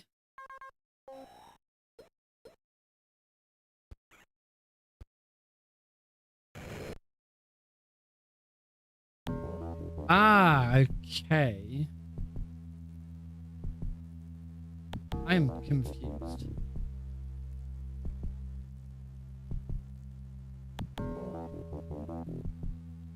That's correct now. Metal Gear 2 looks so different. That is correct now. I had another filter on a different thing. I need to have a look at filters and stuff because they're a bit all over the place at the moment. Hey, Eli. Alrighty, there is no auto splitter for this. I will be manually splitting, so good luck to me. Bad at auto splitting. But we'll give this a go. So, originally released on MS-DOS in 1992. This is the Sega Mega Drive or Sega Genesis port that was released a year later in 1993. It is described as a cinematic platformer. It uses rotoscoping as its graphics, which is, if you've ever played the original Prince of Persia, that used the same technique. So you'll sort of see a very similar style to Prince of Persia with the way the graphics are done. A casual playthrough will take a couple of hours. There is one very specific speedrun trick that we use. There's two ways of doing the trick. There's a very easy way of doing it, and there's a faster way of doing it, which requires extraordinarily good timing. I might get it once, but if it fails, then I just do the easy method, which is a little bit slower. There's sometimes we can only do the easy method. I'm not going to say what the trick is. I'm going to see if anyone can spot it. It's subtle. It's not subtle. And we do it straight away. Here we go. In 3, 2, 1, go. So the story. Conrad. This is Conrad. He's lost his memory and he's crash landed on this alien planet. And I've already screwed up. Good start, Nick. We're not going to pick up that holocube. Instead, we're going to do the trick. There we go. And we're through. So the first thing you need to know about this game and this speedrun is that walls and doors are completely optional. Take this door, for example. We're just gonna wander through that door. Nice and easy. We're gonna wander down here. I'm gonna get shot because I screwed that movement up. Just shoot that guy and head over here. We need to turn off this. By the way, we've skipped like a decent, like the first half an hour of this. So it's not half an hour. Oh dear. We've skipped a good 15 minutes of the run already with that first skip. It's insane how quick this run can be done because of some of the tricks in it.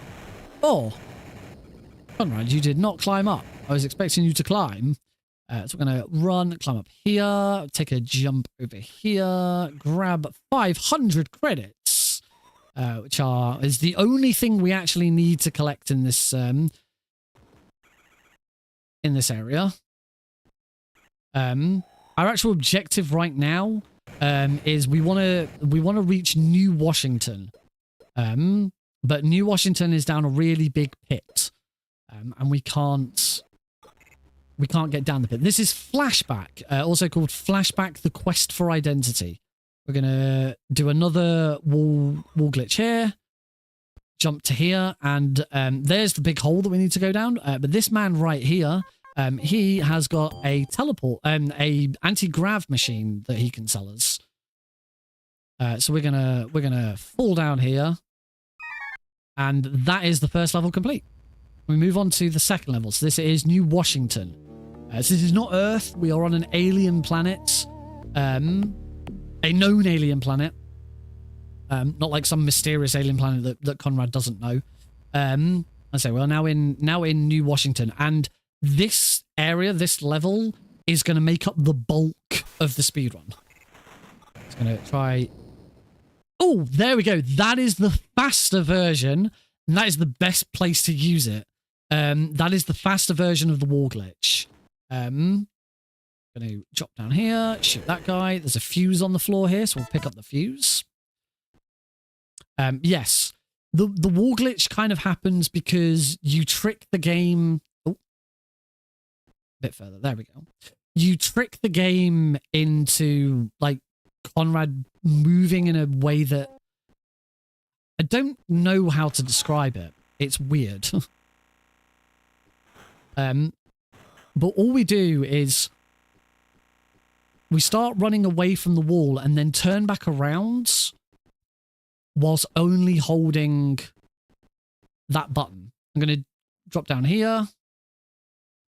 And now we are in Europa. I'm going to try... There you go. The one where you sort of run towards it without doing this sort of back against the wall and spin around is very, very precise. I've had this camera angle. Oh, I always keep screwing that up. I've had this camera angle for a while. I just don't use it very often. Only use it if someone specifically switches to it.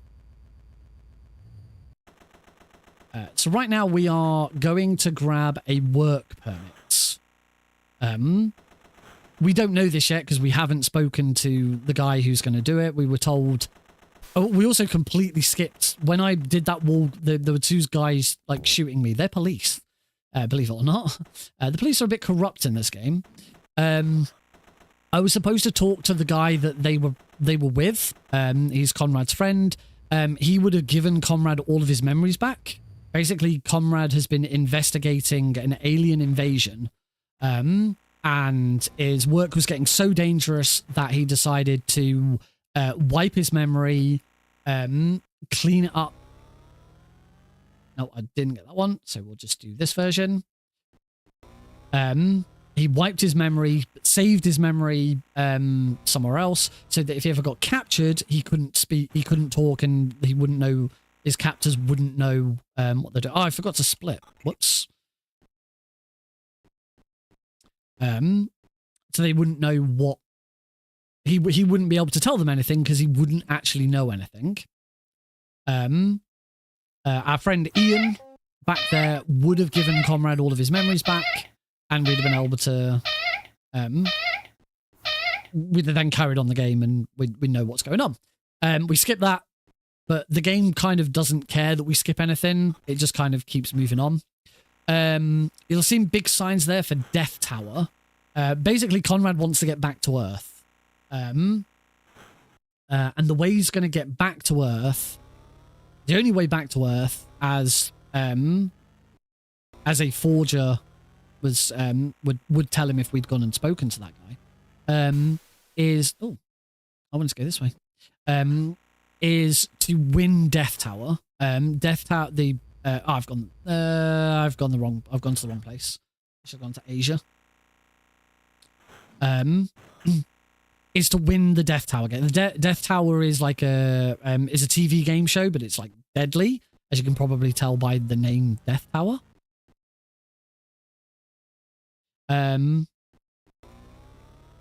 Asia. Back where we started.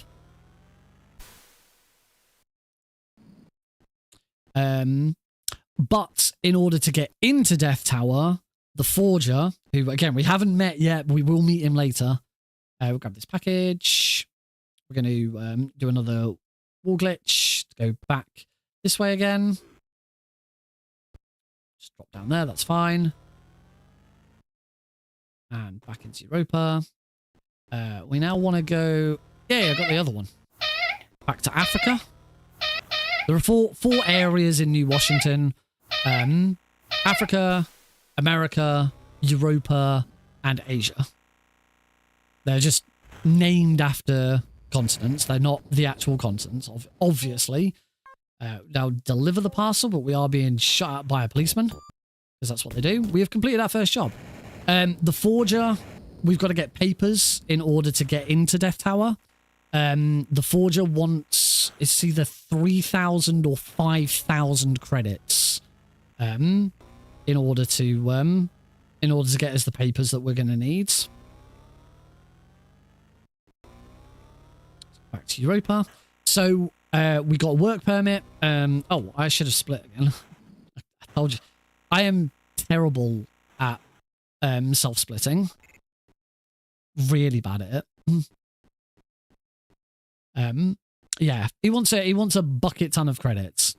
So before we can move on, we have got to work. So each time we are going to come back to here, we're going to get our next mission, and by the time we've done all of them, we will have enough credits to pay the forger for the papers to get into Death Tower. Unfortunately, whilst the entrance to Death Tower is there, that green door to the right,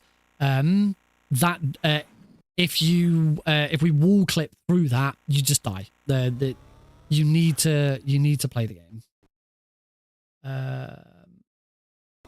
Oh no, wrong way. I'll go left. Death Tower is ridiculously fast. In a normal playthrough, Death Tower should take a good 10 to 20 minutes. In this, it takes like 3. New Washington here takes up like 70 to 80% of the speedrun. Everything at every other level is super quick. In this mission here in Restricted Section 2, we are escorting this VIP to his research station, but it's quite dangerous, so he needs an escort. Again, doors are optional. Just over here, and now we just have to wait for him to come. Mines make really annoying noises. There's a dude there. We're not gonna kill that dude. We're gonna leave him alone. We're gonna leave the VIP down there whilst we go and do a bit of work. Jump. Oh, put my gun away. Because we're stood next to him, these enemies don't have a melee attack, so he's just gonna continue to try and shoot me and fail miserably because he stood right next to me. We can now use that key. Opens that up. Get past that one. Don't need to interact with them. Most of the enemies in this game we're going to avoid. We do need to shoot this. Just destroy that. That opens one of the gates downstairs. Remember, we can avoid doors, but our VIP friend can't. Grab this key. Roll over here.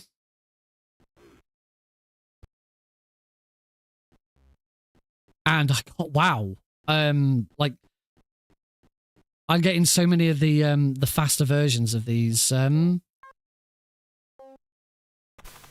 glitches. And we are just about done with this job. This is the research station. So all I've got to do is wait for him to walk over.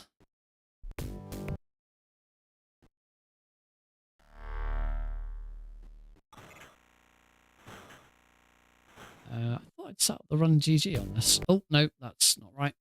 There we go. Put my work permit in. And we got our next mission. This is the cyborgs. Oh, I don't know why that gold split didn't trigger stuff. Oh, I'm dead. And I'm dead. And I haven't saved it.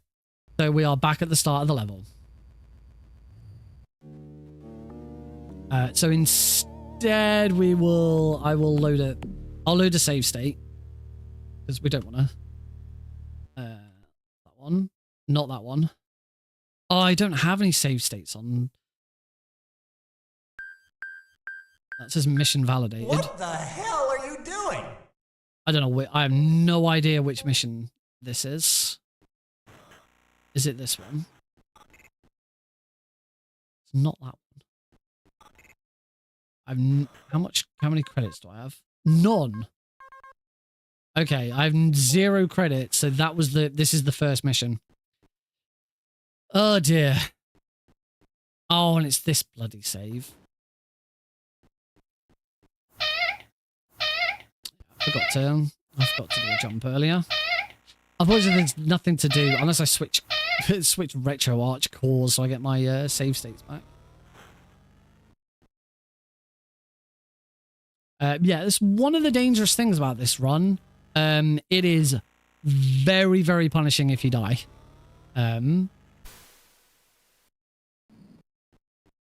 Very, very punishing. So I got a little bit of work to do to get back again. So grab the package. This should all seem pretty memorable. Drop down here. Oh, I decided to do that instead. And back into Europa. And ignore this wall. As you may have guessed by the fact that these like cars, like train cars, keep coming past, you're supposed to navigate around by using those. Hopefully this won't take too long to get back to where we were before. I want the package. Deliver the package. Past the policeman who's trying to kill me for some reason.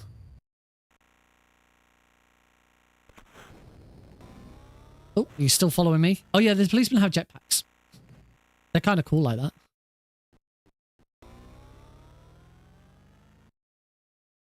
Through here. And back up to Europa.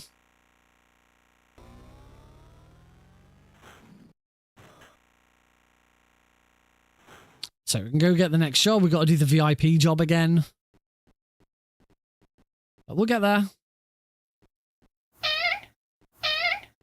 Say, I only learnt this run yesterday.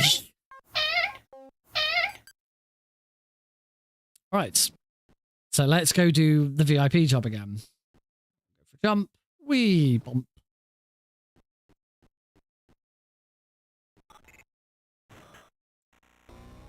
Yeah, whenever you get teleported back to the job center, you have to remember to jump and grab a ledge, otherwise you just die. So head to Africa. It's Africa is where resist section 2 is. And we do the VIP job again. I did learn today that you can soft lock the game. Obviously I had to go, the door into restricted section 2 only opened up. Can I just go? Oh no, because I can't jump. I can't do it there. The door to restricted section 2 only opens up when this job starts. If you just go through the door yourself, if you use the glitch, you can do the whole of the VIP mission, but because you never got the job, you get, as soon as you finish it, you get teleported back. But the game doesn't progress. The game still expects you to do whatever you needed to do. Eventually, you will get the VIP mission to come up. The VIP mission will be done. The VIP will still be where he's supposed to be, but you won't ever trigger the mission completing. So you soft lock the game, and you actually get stuck as well. Because if you can get down to the VIP, there's like a hidden ledge to stop you from just dying from the fall. But if you get down there, as I say, the VIP won't trigger the end of the mission because you've already triggered it. You won't get the job complete, and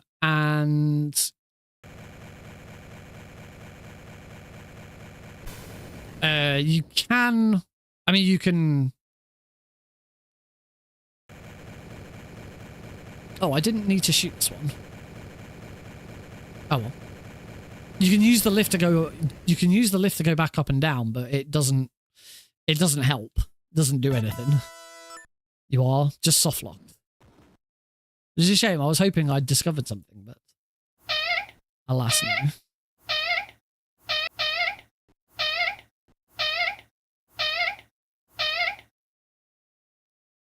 Oh no, what am I doing? I don't want to... I was trying to glitch through that door. I don't need to. I just need to open it for the VIP. Right, we're nearly back. We're nearly back to where we were before before my dumb death. Dumb death.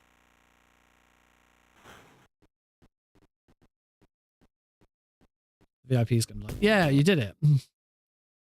Wow.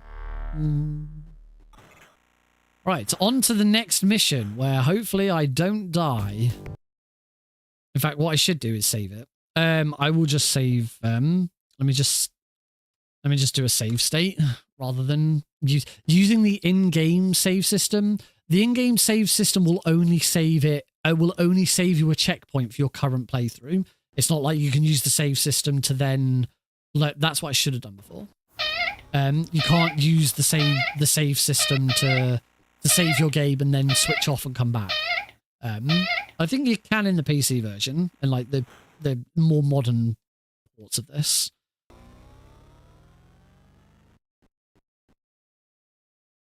So we'll glitch through here. And we are now going to go to America. Haven't been to America yet. So I'm going to turn on the switch. Where was I going with that? Oh, this way. I always forget that this, for some reason, America's got two lifts. So we're trying to find. We've been tasked to find a cyborg. I'm going to speak to the barman. Oh, I never actually put my work permit in. Whoops. There we go. There's two different actions. Holding A is the action button, which allows you to interact with stuff. C is to use an item. So if you press A on the job mission screen, then it will tell you what the job is. If you use your work permit on the job mission screen, then you will accept it. You can only start the job once you've accepted it. So yes, I made another silly error. Go in with the switch.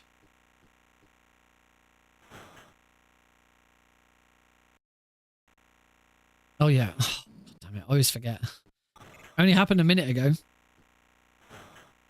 Right, we're speaking to the barman, because the barman is going to set up the end of this, just because we're here. At the very start, before we'd even gone to the job center, we were supposed to come and speak to that barman. Then on the next screen to the right, we'd have gone and spoken to the forger, and the forger would have been like, I can get you into Death Tower. This is a friendly policeman for the moment. I can get you into Death Tower, but I'm going to need 5,000 credits. And that's where he says, go to the job center, go get a job, get some money. So that policeman said that the cyborg is waiting for us, and his base is in here. So we're going to go in here, and it's an ambush. Kill that mutant thing. Talk to this guy, who isn't the cyborg. The cyborg's in the base below, and the cop that we spoke to, he's the one with the key. So we're now going to go down and kill the cop.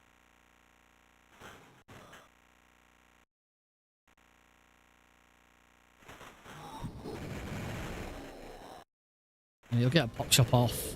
Just shoot him. Grab the key.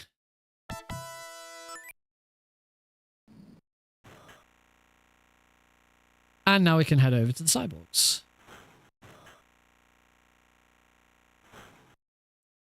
And the cyborgs have a particular setup for killing them. We're going to meet a new enemy type, the cyborg enemy.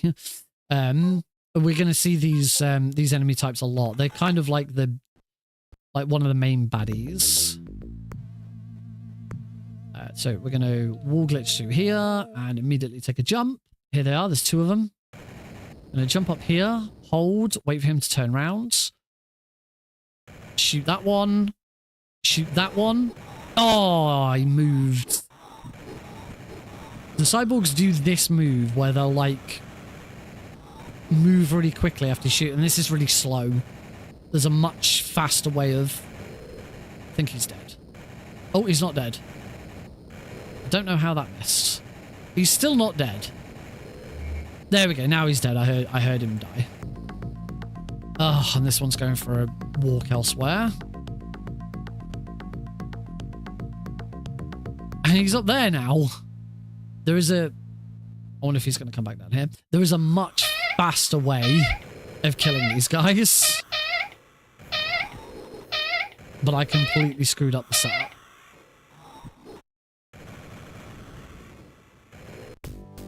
Hey, finally.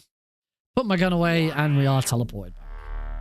I'm going to charge my shield just to be on the safe side. Re-equip my work permit. And pop the work permit in there. Oh, we're on Meltdown. This is restricted zone 1, but we can just teleport straight there. We're on a timer here. There's going to be a meltdown.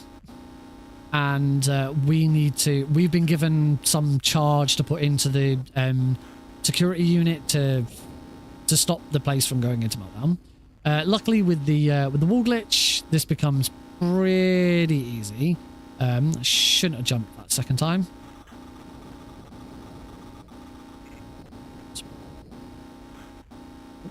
Take the lift down. So this is a whole section, but we've completely skipped all of it. We come here to the terminal and pop that in, and mission complete. And straight back again.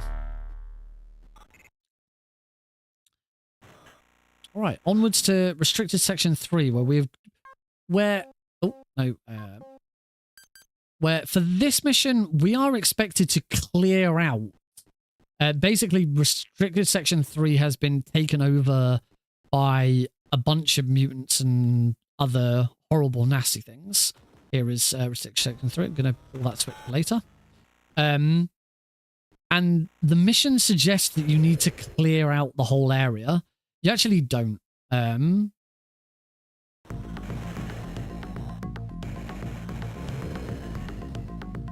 You actually don't have to clear all of them out. There's some enemies that we kill because it's a bit easier, but this guy, we're going to completely ignore him. You only have to kill the final enemy. Come on. I find it a bit difficult sometimes when you can't see. We'll run through that one. Down here. Take a right.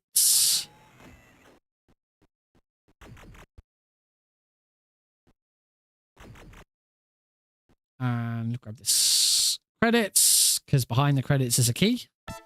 Grab the key.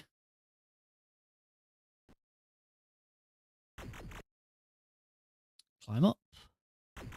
What am I doing climbing up? Wall glitch through there.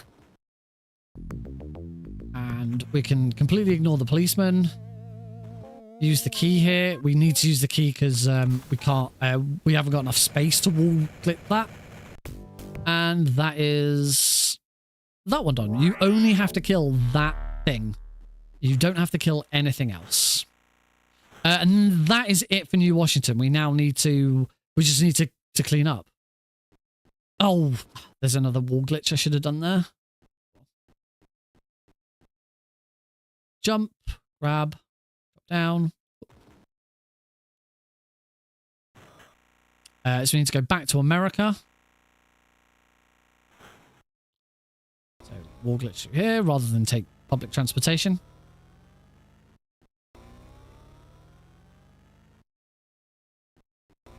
So back to America. Wait for the lifts. So we now have the credits that we need. Pay the forger. All this lifts.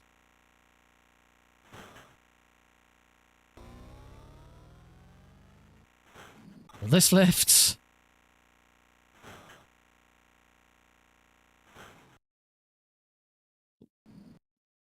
Rolling is a really fast way of starting to move. Here is the forger. We need to talk to him first before he'll take our money. Now we'll give him the 2,000 credits. There we go. That's how much it was. Over there. And we're going to do another.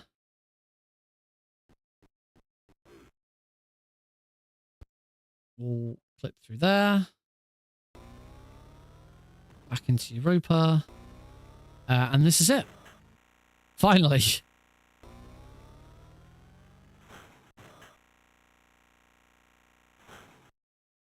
We now have papers. And we can get into Death Tower. Oh, that was bad. That was a bad start. Death Tower is... As I say, Death Tower is ridiculously sped up in the speedrun. Because Death Tower is... it's all, like, in a big circle. So... If I'd gone left at the start, I'd eventually come out on the right here. It's all... And that's the sort of the way that the levels are set out. As you can sort of see, I would have gone left and gone sort of wrapped around. But because they're set out like this, and because we can wall glitch, we just kind of ignore a lot of it. Like that switch would have opened that door to the right, but again, we just go through the walls. Again, we can just ignore level 5 and straight through the wall. We are now going to get introduced to some really horrible lag. The game lags horribly when there's loads of stuff like this. Is the only real point in the... Here in Death Tower is the only real point in the game where it's going to be a problem. Once again, we are just going to... Oh, I was going to say, assuming I can get around this guy without getting hit. Just gonna... There we go. Ignore him.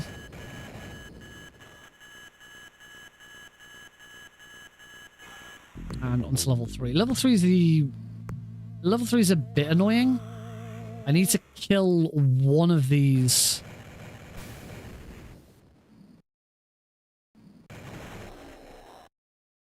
I'm dangerously low on health. Oh. Oh dear. I'm pretty sure I'm on 1 health. Oh, I just made it through. This is... I'm pretty sure I've got 0 shields left. Wait for him to drop down. I'm going to jump back up. I'm dead. Yep. Death Tower is the one section of the run where I am struggling a little bit to stay alive.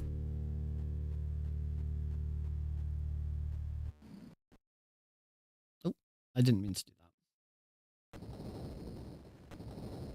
Oh, not quite sure how I didn't just get killed by that. Oh, I need to pull that switch. Oh.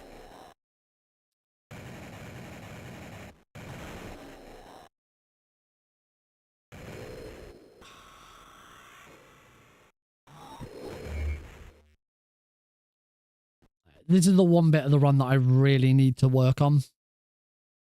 It's a bit messy.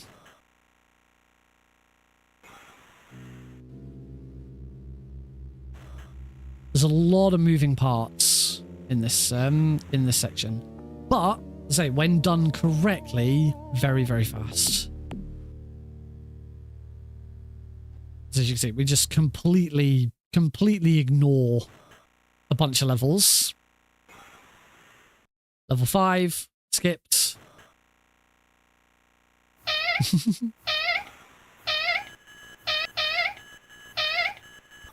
Level 4. Level 4 not quite skipped.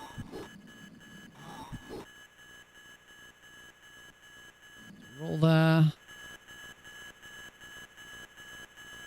Oh dear. Run, Conrad! Wicked. Oh, that lag is horrible. This is the one where I have... There's a very good way of doing this.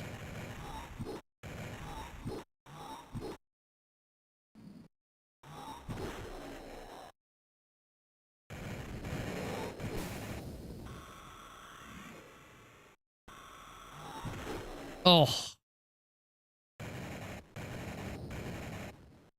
Oh, and I just never... And I'm dead again.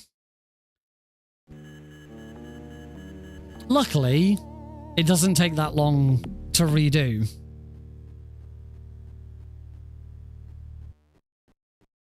Jump there. That's better. That was much clean. That was a much cleaner level 8.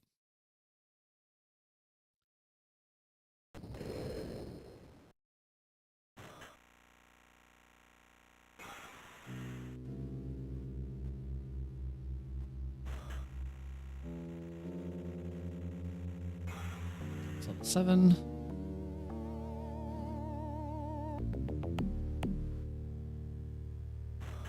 I should have been on the right-hand side for that. Whoops. Probably shouldn't have rolled there.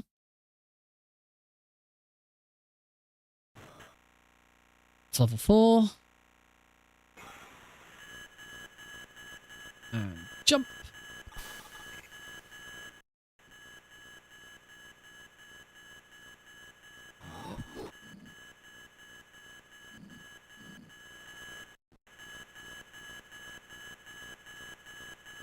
This is better. I'm pretty sure I haven't taken any damage yet.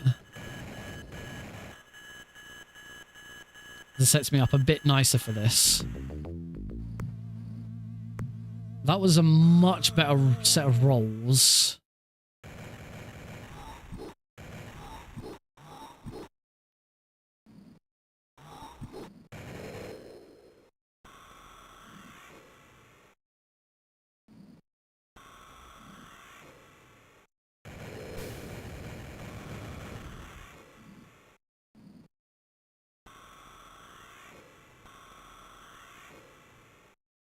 Yeah, I remember to jump this. I should have jumped a little sooner than that, though.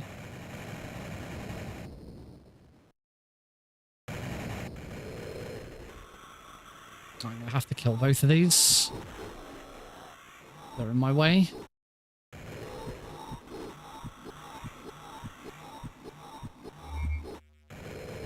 There we go. All right, I've killed them. That's a lot slower. I need to relook at the tutorial for this area. Wait for him to drop down.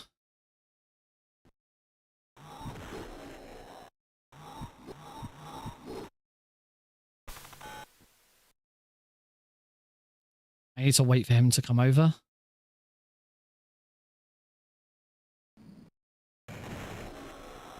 There we go. Final floor.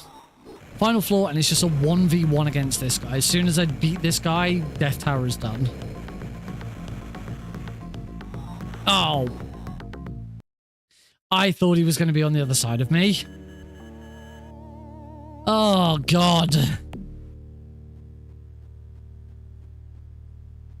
Well, I could clearly do with the practice.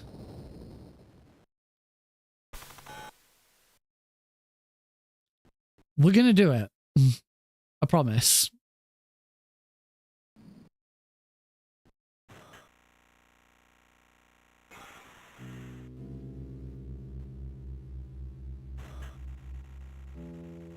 I love the atmosphere in this game. The moods, just everything about it oozes. It's the thing that you get from this rotoscope style. You know, it's just the mood and atmosphere. You just wouldn't get it without this style.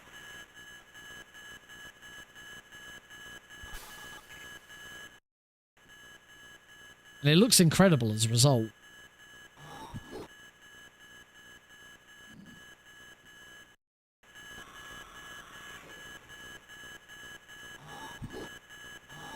Luckily, Conrad is invincible during some of his animations. That was way better rolling.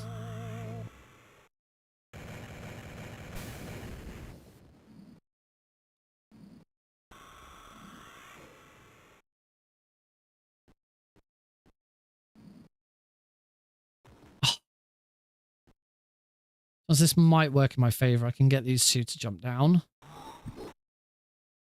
I might now just... No. Now I'm in trouble.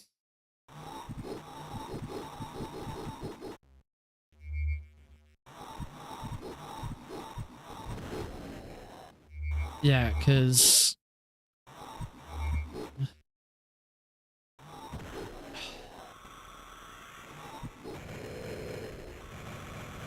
to relook at how you do this area. This one's very complicated. Oh, and I'm dead.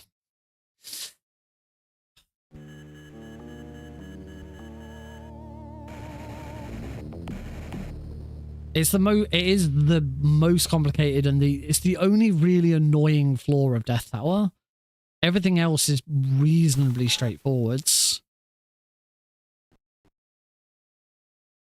It's all about the timing of the rolls right at the start is key to being able to get through it. And you can already see that. You can see that by from live split that I had major problems with this in my first. Actually, I think live split is my second run of this, not my first. I'm pretty sure this is the run I'm currently on is my third proper attempt at a run. I thought I was more prepared than this, but clearly not. Okay, let's say because I was already because I'd already started my jumping animation, I didn't take any damage. Oh, noise is awful. That was a lot slower moving over here.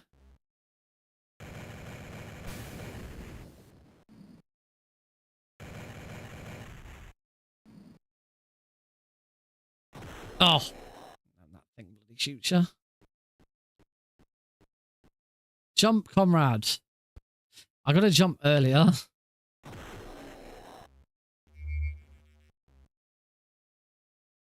Hey, there we go.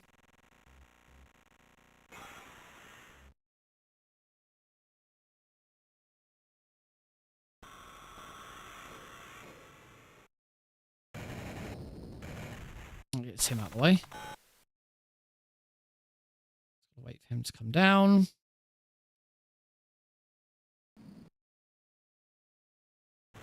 Okay, I get that room a bit more now. All right, now if I just stand here and keep shooting, I need to. There we go. Just time that one. We're done.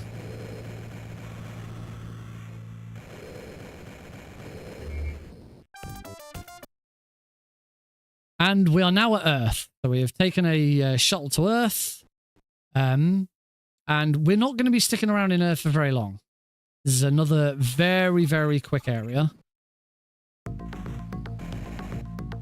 It certainly should be. Assuming I get it right. They're using wall skips to skip so much. Yes, that's the fast wall skip. Probably won't get it here. Oh, I did. Nice. 2 in a row. And remember to jump. Call a taxi. Taxi door to open.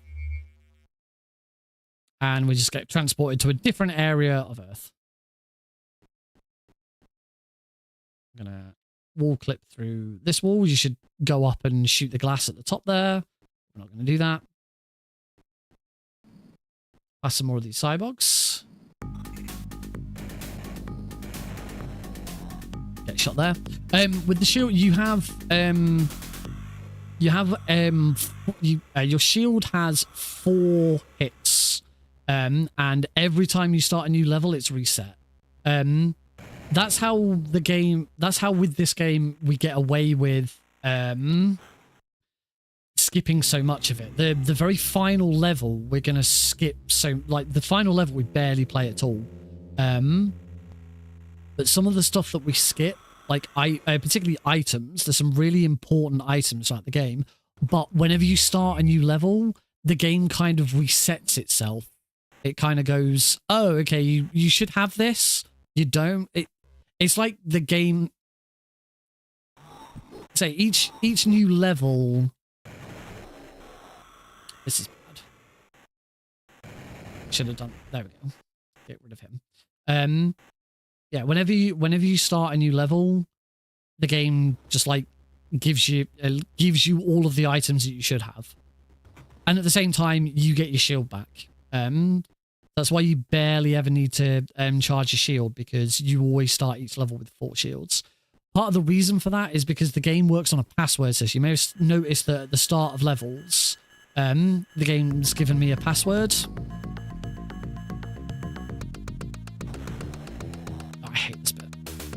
probably dead here, actually. I might be alright. No, I'm dead. That thing insta-kills you. So we're going to do Earth again.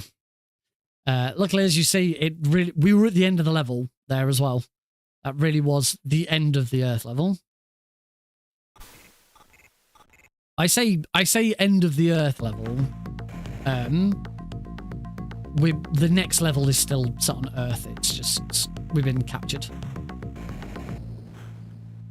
I bet I can't get both. Yep, I now won't get both of these. Can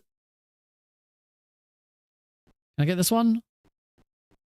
Nope, too late. The timing to get through that straight away is very, very tight.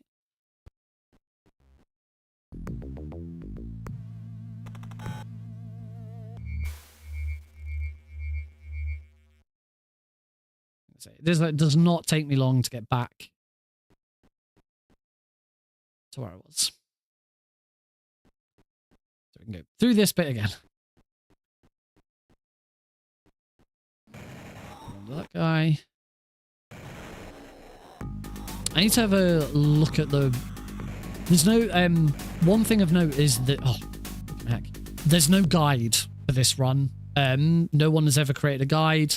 It's not an overly popular run. Someone got into it again recently, though. I'm not the only person in this year... Oh! I'm not the only person this year to have a go at this run. I have to kill these guys now because I've... No, they're going to kill me.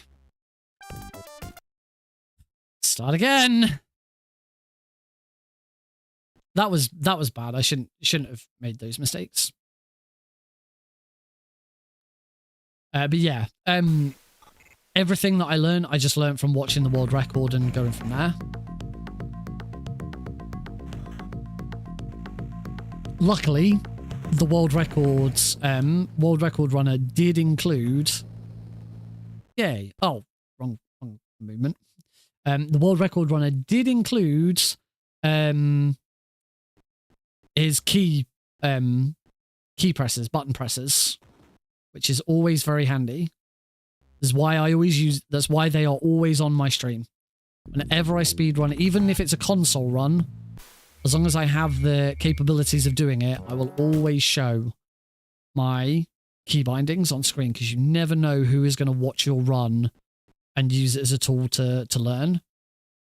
Every runner should. The only excuse for not having it on stream, marathon, you don't need it on marathons. Marathons don't need to show it.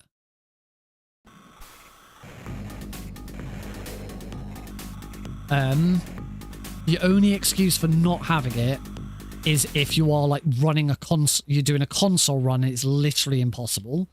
If you don't have the tech for it. I'm not suggesting like when I do console runs, I do have it on screen because I have the right tech. I'm not expecting everyone to get the right tech for it if you're a console runner. If you're a serious console runner on a specific console, you know, like you're always you're always doing Nintendo 64 runs. See you around, Cosmic. Have a good one. You know, if you're always doing Nintendo 64 runs, for example, God's sake, I jumped way too early there. Then, you know, invest in whatever there is a decent Nintendo 64 option. You know, I was doing Metal Gear Solid 3. I was doing Metal Gear Solid 3 on the Xbox Series S all the time. So I got myself a dongle so that I could do that. Partly so I could use my DualSense with it. But also so that I could show my controller ports. If you do want to show your controller inputs, getting for console, getting a DualSense and some sort of method to allow you to use a DualSense on whatever whatever console you're playing on is a really easy way of doing it. Ow. Is a really easy way of doing it. The advantage of particularly if you've got Bluetooth in whichever way, the DualSense is You can't do this with an Xbox controller, but the DualSense is really cool. The DualSense is really cool in that you can connect it with a wire. You can connect it with a wire and Bluetooth to 2 different devices.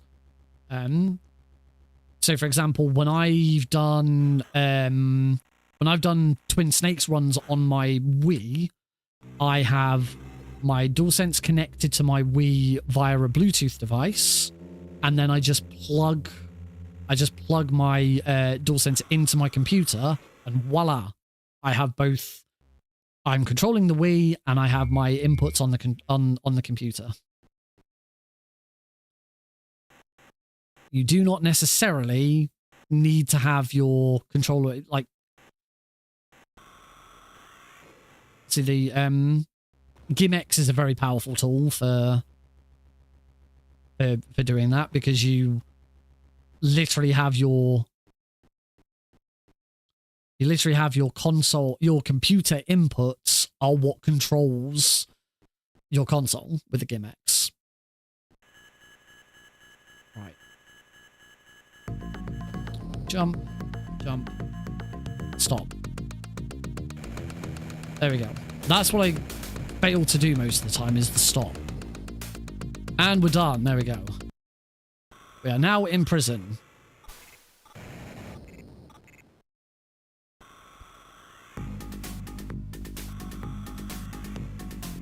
Of course, the first thing I'm going to do is wall glitch out. We actually don't have a gun right now.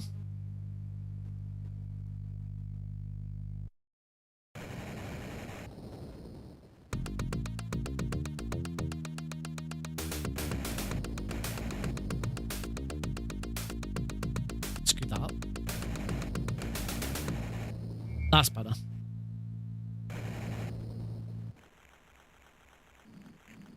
There.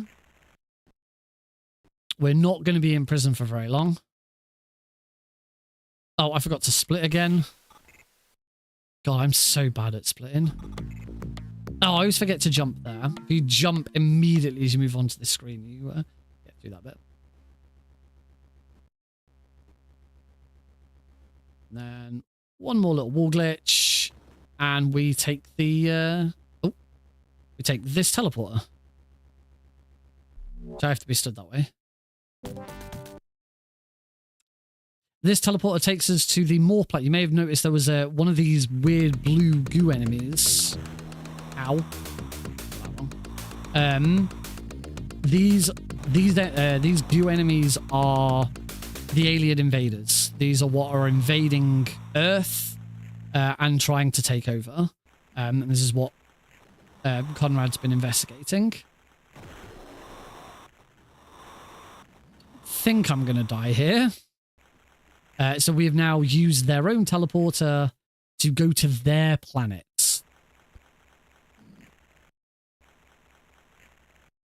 So we are now miles and like hundreds of thousands of miles away from Earth here. I'm probably going to die. Yes, I'm going to die.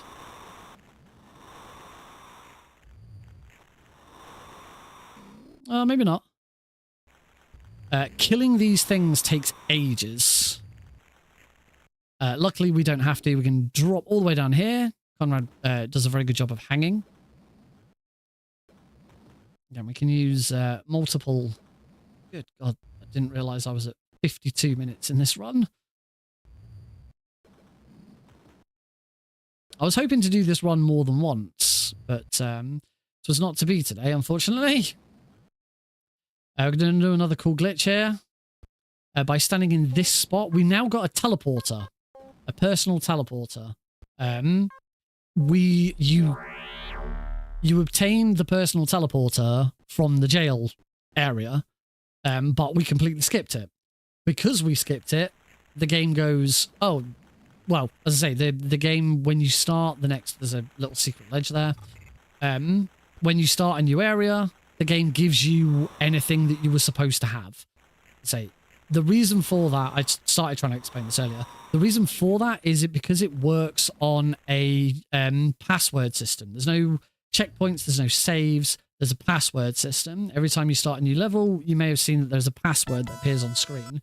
So because of that, each level, oh yeah, use the personal teleporter to get back to here. We now move into the final area. So activating that triggers the final area. We're supposed to go left. We've now got, because we didn't get it in the previous area, we've now got a thermal charge. We should go into the bowels of the alien planet and apply the thermal charge.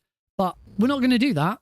Instead, once you've planted the thermal charge, you escape on this spaceship behind this locked door. We're just going to go straight through there, and that is the game.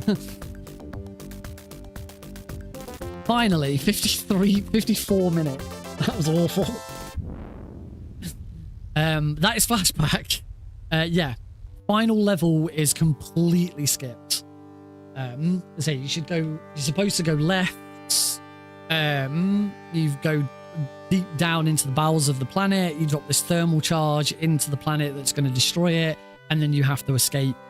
When you get back there after you've dropped the thermal charge, that door is normally open. We can just completely skip it. It's a really cool little run. The world record's like 23. The world record is like half the time I took. I will practice this off stream, and I will perform this again on stream when I feel like I'm actually got a good run to perform. But as I say, this is a game I have loved for a very, very long time. I've completed it so many times.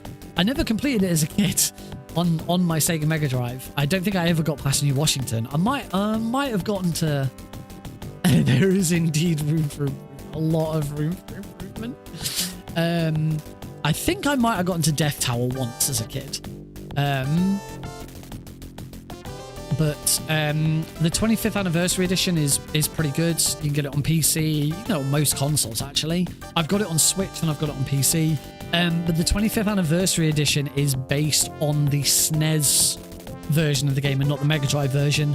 On the SNES version, the version of the wall skip where you run towards it and then slow to a walk and then run through, that works, but the turnaround one doesn't. And there are some areas where the turnaround one is the only one that will work. So for the speedrun leaderboards, it's kind of the Mega Drive run is the glitch run, and the SNES run is the non-glitch run. You can still do some glitches, but the SNES run is a much more complete version of the run. And if you were to, as I say, if you do the 25th anniversary edition, you'd be doing that as well. The credits here are really cool. They show loads of the cutscenes that we skipped. Let's get in the taxi in Earth. So we got that is coming up the lift when you've gone down into the bowels of the alien planet. Picking up a key. That is the thermal reactor exploding if you don't get to it in time. Where we did that mission where I had to go through that really red area. That's teleporting from Earth to the alien planet. The music's really funky as well. This is the entire cutscene we skipped at the start of New Washington, where Conrad's supposed to get his memories back. This is like the most important cutscene in the entire game. And not only did you can skip cutscenes in the game, but we not only skipped the cutscene, we skipped triggering the cutscene, because this tells you the story. This cutscene is the most important because it tells you what the hell's going on. So this is all about alien DNA getting mixed in with the population. That's showing that Conrad has a little bit of alien in him now. He's been doing investigations. It's been attracting attention, so people are trying to kill him. He's recording onto holocubes so that he can watch them back and remember when he loses his memory. The very first thing in the game you're supposed to do is go and get a holocube that tells you what's going on. This is Conrad transferring his memory so that it's saved, and this is his eventual capture.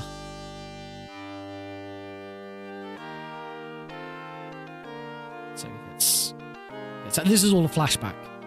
So this is him getting captured by the aliens. They take him to a ship, and he escapes. The opening cutscene before you start the game is of Conrad's initial escape.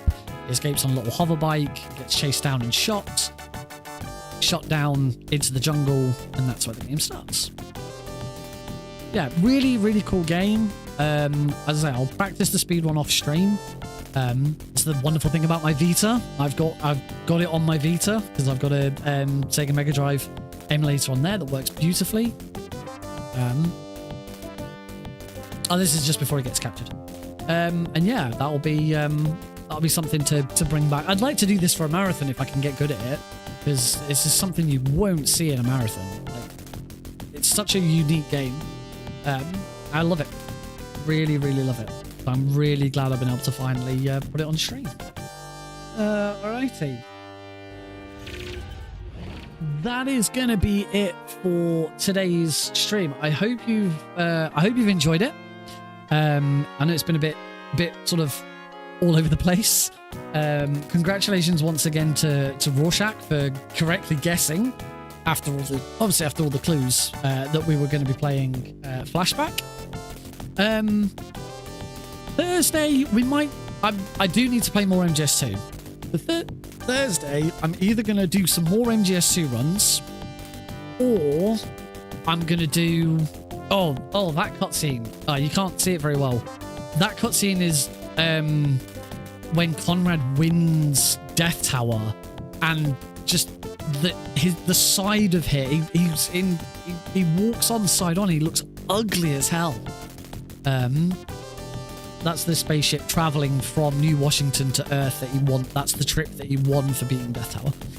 Anyway, the Thursday, I'm either going to do more MGS2 runs, or if I'm not really feeling up to it, we'll go back and carry on with my first ever casual playthrough of Resident Evil 2, the Resident Evil 2 remake.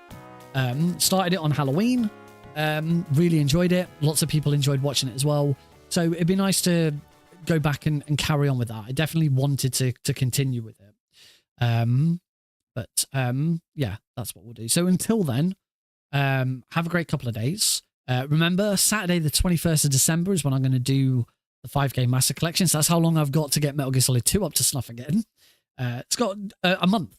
A month tomorrow is when I'm going to do it. Tomorrow I'll post on Discord, I'll post on Blue Sky and all of that, but we're about to finish, so I'm gonna go to bed after this. Let's have a look and see if we've got any raid targets. A big thank you to Metal Gear Solid once again for the raid. Let's do our best to pass that on. Let's have a look and see who I have that is live. My Stream Deck plugin. This Stream Deck plugin is the most unreliable plugin that I have. Really, really longathons. We've been going to really, really longathon. Because that's who I'm. Yeah, that's who I'm going to be streaming the running the Master Collection trilogy for. So we're just gonna raid really, really longathon. It's a bit of fun. I think it's a rerun of their first ever event, which is pretty cool. So yeah, have a good one, folks. And I will see you on Thursday. Yes, they are currently playing Jet Set Radio, which is pretty cool. So I'll see you on Thursday. As always, if you want to follow me on Twitter, YouTube, Blue Sky, join the Discord server, nickrpgreen.com/Twitter/Blue Sky/Discord. It'll take you to wherever you want to go. Follow me on speedrun.com/speedrun. See you then. Have a good couple of days. And yeah, if you're a speedrunner, always try and show your gamepad presses on stream. You never know who's watching and who's trying to learn something. Bye.